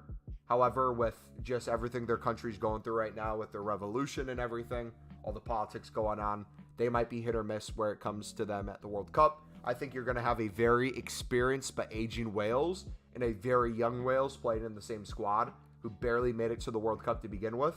That's going to be hit or miss. My fear is you're going to have some stupid fouls that the Americans give away. Gives Bale a free kick right outside the box or something late in the second half. What would be a for sure 3 points drops like a 1 point. You leave there. You lose to Iran. You lose to England. You get a 1 point. You get an L of the United States. However, you get a United States that gets 6 to 4 points against Iran and Wales and somehow ties or beats England. I could see that happening. Like, I could see anything happening. I wouldn't be surprised if United States won their group. I wouldn't be surprised if they got dead last. I think you can make an argument for either. However, I think a for sure argument you could make is I don't think England, even if they do win their group, is going to get to the semifinals. I think they lose before then. I think anyone out of our B group is going to lose by the semifinals. Yeah, Jack Clark counts, depending on when you signed him. I think this one he's technically bought already from the Spurs. I don't know if they have like a contract clause or something for him.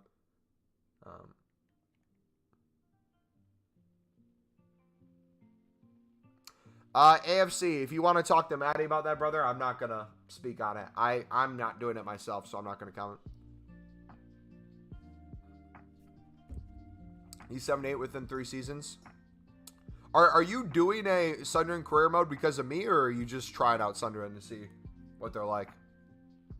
Because I feel like Sunderland's one of those teams where it's like the perfect kind of career mode storyline if you're bored or looking for another save to do, where you have such a great stadium, such a great fan base. You have the money, you have the potential to get them back to the Prem. Might take 3 to 5 seasons to do so, but completely possible. I feel like a Nottingham Forest play would be fun too. A newly promoted Nottingham Forest. Can you make the right buys? Can you get the right loans? Can you make the right sales to keep yourself in the Prem? Get that money the next season and then build a foundation to your squad? I feel like a United rebuild would be fun as well. Have Ronaldo try to win the Champions League with Ronaldo or win the league with Ronaldo. Get him to stay.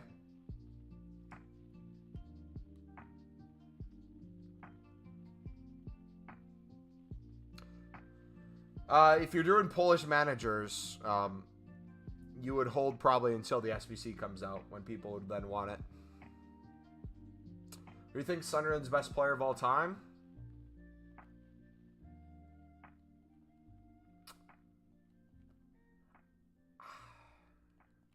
I have a recency bias. I think recently, I'm not going to go off of just straight, like, best player off of some stats. I'm going to say their contributions to the club. I think what Aidan McGeady did with Sunderland was such a noble task. He could have left years in advance when he still had some time in his career. I think him staying with the sinking ship and helping change the culture, giving that experience in the locker room, and contributing to help them try to get out of League One when he was still here was such a huge deal. I think the future that if Ross Stewart decides to stay at the club could and will have for them will be monumental, to the point where Ross Stewart could walk out of Sunderland as one of the best players to ever play for them. The only thing that's going against him are two big things: injury and money elsewhere. If he has a really good rest of the season and Sunderland is 8th or 9th and misses out on playoffs, and he gets offered a lump sum of money by a newly promoted championship team that's going to the Prem and looking for a striker, or a struggling Prem team that sees the form that he was in by the end of the season, looks like he was a team of the season, might want to pick him up for a lot of money, and that would be tempting to leave. Who knows? I think Jack Clark, his ability to get forward and create chances, especially off the dribble. I think Patrick Roberts. There's so many players you could make a case for, at least in recent times, that could perform exceptionally well. If you're looking at the past, I've only been following since 2011, 2012. And since then, they've been essentially struggling ever since. So I don't have like the glory days of when it would have been like one of the best teams in the Prem to go off of.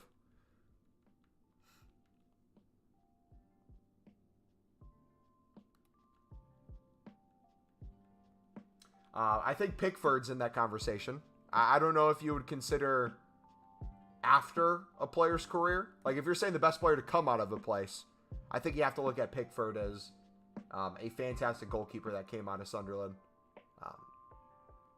But he left before he really hit his stride, is the only thing.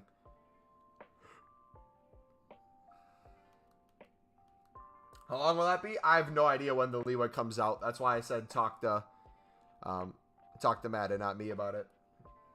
Yeah, I think Pickford's definitely up there. I think goalkeepers and defenders never get enough love the way that midfielders and attackers do, sadly, when it comes to you thinking of greats when it comes to clubs. A lot of people look at the goals scored or like the assist or that side of the game rather than the other. Yeah, I don't know. I feel like with Sunderland, especially nowadays, it's more about the full team than it is individual players. Sure, you have players that have more skill than others or have more career potential, but it's the ability to put all those pieces together and make it work that I think is brilliant. Like, if Mowbray can get us to have a chance at playoffs this year and find a way to fit Ross Stewart, Ellis Sims, Jack Clark, Amad Diallo, Patrick Roberts, Sirkin, Pritchard, Embleton, Amdallah Ba, Jewison Bennett, all those guys into positions where they're making attacking runs at some point, whether it's off the bench, starting lineup, whatever that may look like. I think that's going to be the most difficult part. Like, he admitted, even in our win yesterday, he stated that he felt like we played poor, and part of that was him having too much attack. So it's like, what do you do? Pretty sure he's out tomorrow from recent years. I think they come out before new content, right? They come out at a random time, correct? I feel like every player of the month has never been new content. I always see it like as I'm loading up the game for the day.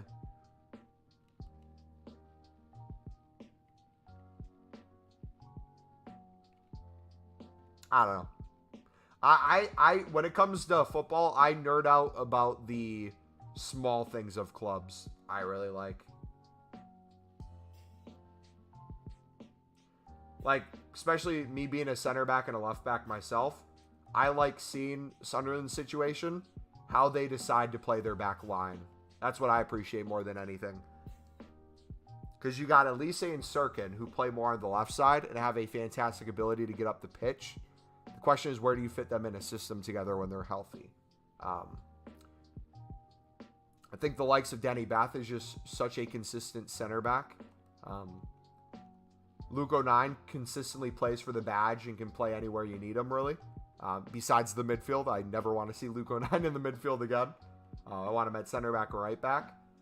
Gooch, ever since he left the United States from high school, going to play in the Sunderland Academy, building his way up, staying loyal to the club through thick and thin, gained some chances for the United States national team through the formation of a right wing position rather than a more wing back position.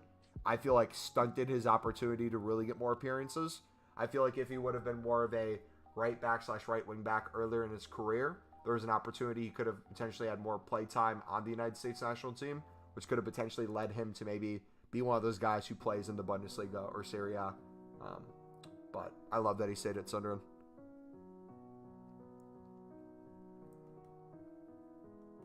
But yeah.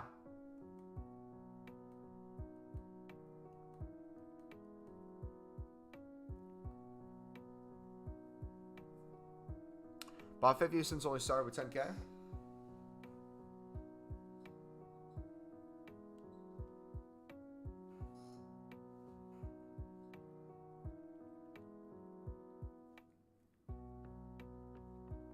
Think Pulisic should leave Chelsea?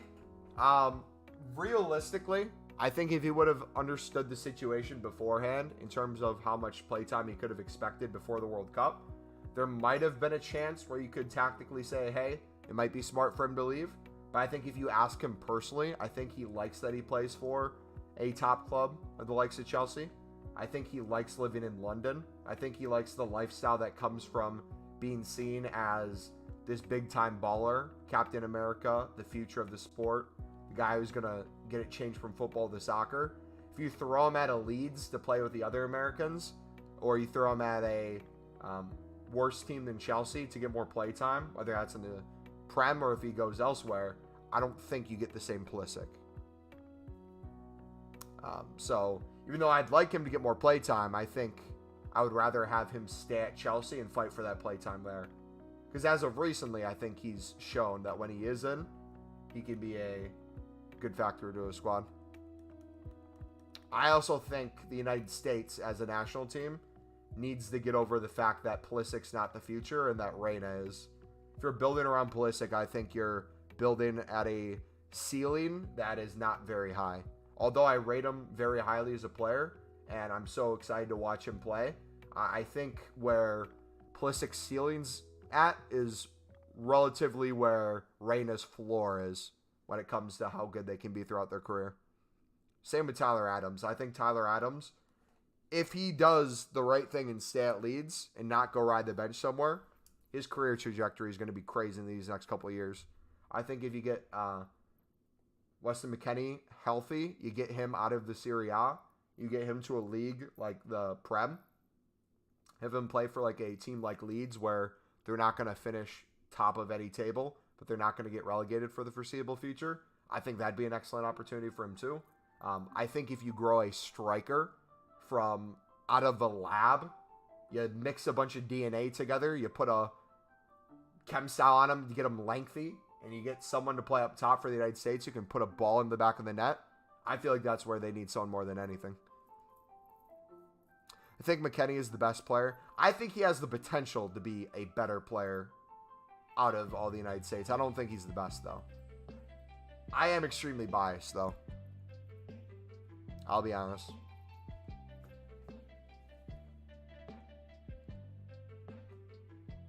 I think McKennie should have left after Ronaldo did. Reina doesn't look anything special. I highly disagree. I think we're looking at two different players if you don't think Reina's special.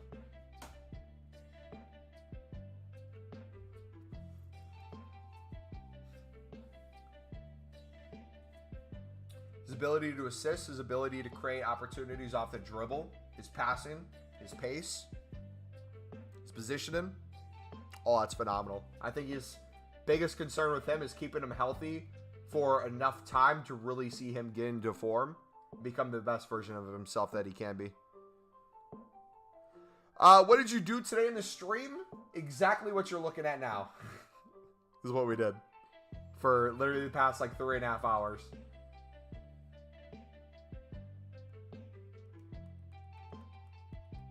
Should I sell one of my rule breakers, and with the money I'll get back, I can get him back? If you want. If you think that'll happen.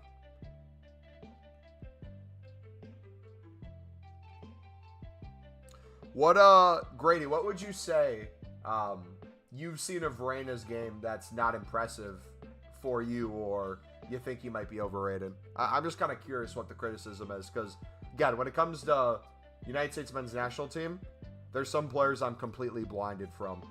I think for me, seeing the best sides of Weston McKennie, I'm completely blinded from. I think seeing the best sides of Pulisic, I'm completely blinded from. I feel like I'm too harsh on the defense. Goalkeeper situation, I was too harsh for a while, but I think Matt Turner will be fine.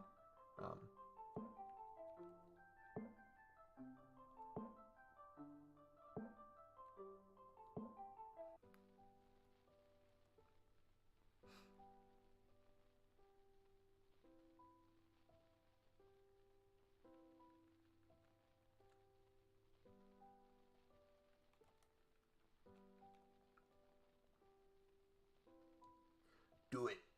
Just do it. Yo, thank you for the new subs today as well, boys. You guys have been killing it. Lots of new people today. We're going to have a long stream tomorrow as well.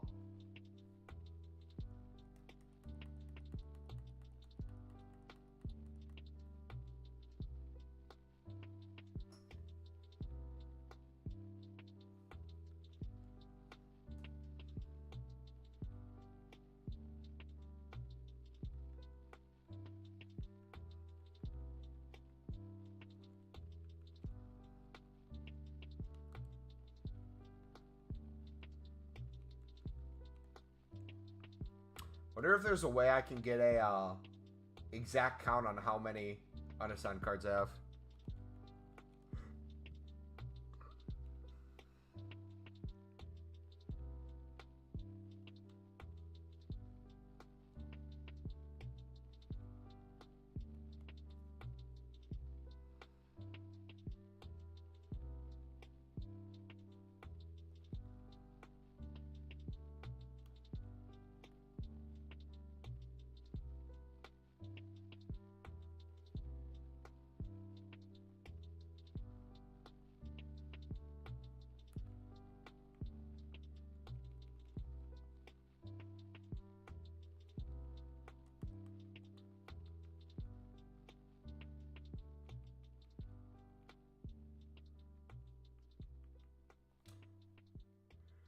Do you guys know how the World Cup cards are going to work? Is every player who's going to the World Cup going to get a World Cup card? Or are they going to treat them like promo cards and only give select players at the World Cup promo cards?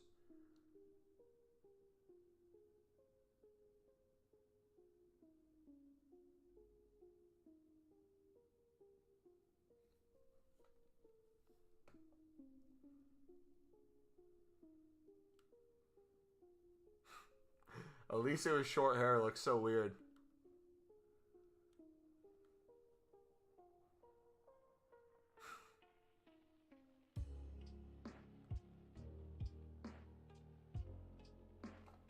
I think Patrick Roberts has a chance to get a Team of the Season card.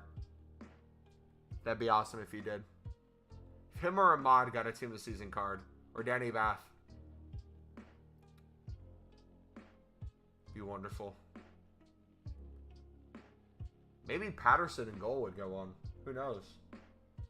They got Abdullah and Michoud added, but we don't have a Bennett. Got a Mod.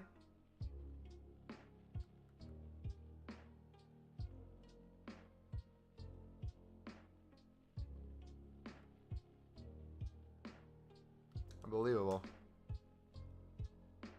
I don't know about this new promo. I can't lie. It's quite weird. Well, they're doing the warm-up, which makes it sound like there's SBCs and maybe like swaps or objectives or stuff that will come out. But I don't think we're going to have a promo team tomorrow, will we?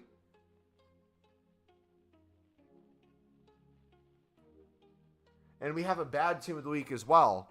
So what are people going to be doing for Foot Champs? Where do you think AC Milan could get in the Champions League? Do we know what teams would play who? After group stage of World Cup, or out of group stages of Champions League, I don't understand how it works. Or I haven't paid attention enough. I think the current Milan team, if you take the current Milan squad that they have, I think they could make a decent run. I don't think they match up well enough to win a Champions League. I don't think they have all the tools. I think Teo's phenomenal. I think Tamari's insane. Kalulu's insane. I think Tonali and Benteser are beautiful in the midfield. Rafael Leao, fantastic. Giroud, in the fantastic form. You got a bunch of other pieces that can fit in. But Brahim, Junior, all those guys. But I don't think they have the depth or the longevity to be able to beat a Real Madrid, to beat a City type team. You know? So it really depends who they play. If they could avoid City and Real, maybe.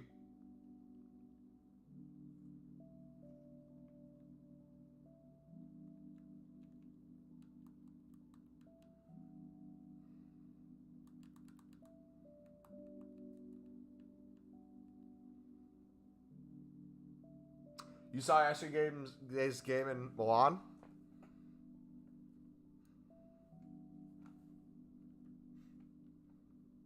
Yeah. Oh, Passiva, I don't know if you know. I'm a Sunderland supporter. I'm an AC Milan supporter, so that's why I know those two teams. If you ask me about other teams, I'm probably gonna have no clue. But those two teams are my most ball knowledge at the moment. Also got the beautiful San Siro behind me.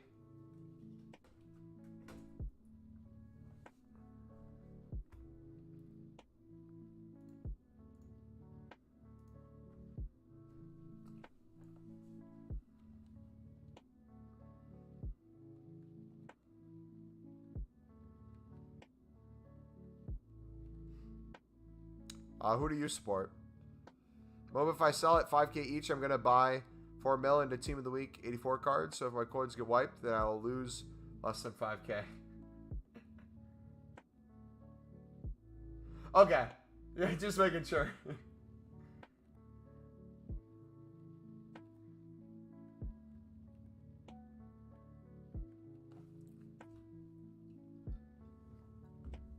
Did you get to see our Milan team that we built last year?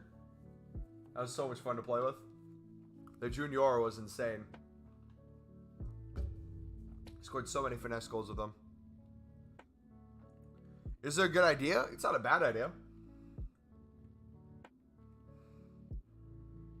Is there better ideas? Potentially, but hey, think of it this way. There are some plays where if you get right, it is a huge deal. Think of it like this.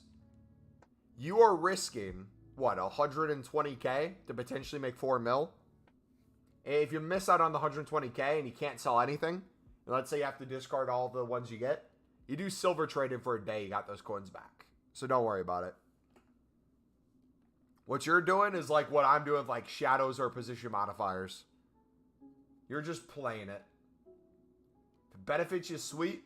If not, so be it.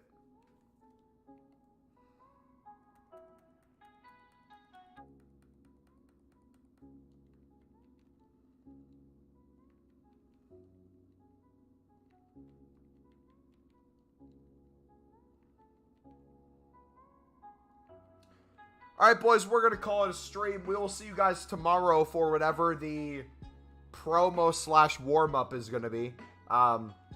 I will have a lot of lib cards flipped at new content. I'll probably still have a lot selling on afterwards. So I'll probably do a lot of trading and investing again tomorrow. The question is how many coins are going to be on. Position modifiers keep going down, which if they do, that is a beautiful thing, my man. I'm currently sitting on over 2,400. I want to have 3K plus on an average less than 900 coins is my goal. If we can get that down to like an 800 coin average, I would be over the moon. Because as long as you have another trading source consistently, the way I look at it is if I have 100 to 200K a day, I can keep putting into them. The lower the price gets, the better. Because we can constantly flip at whatever the buy now is a little over and constantly pick up a little less than the buy now. Do that over and over. If we do it with 100 cards, we can afford like 105 to 110. Do that with 105 to 110, we can afford 120 to 125. Do that again, be able to afford 140. Do it again, be able to afford like 160 to 175. Constantly do that. If the price goes up, sell a lot of those in bulk, make even more coins. If it goes back down, mass bid in bulk, back down into it. And in the meantime, just flip libs, flip silvers. Dollar cost average into shadows too. All right, take it easy, guys. See you tomorrow. Peace.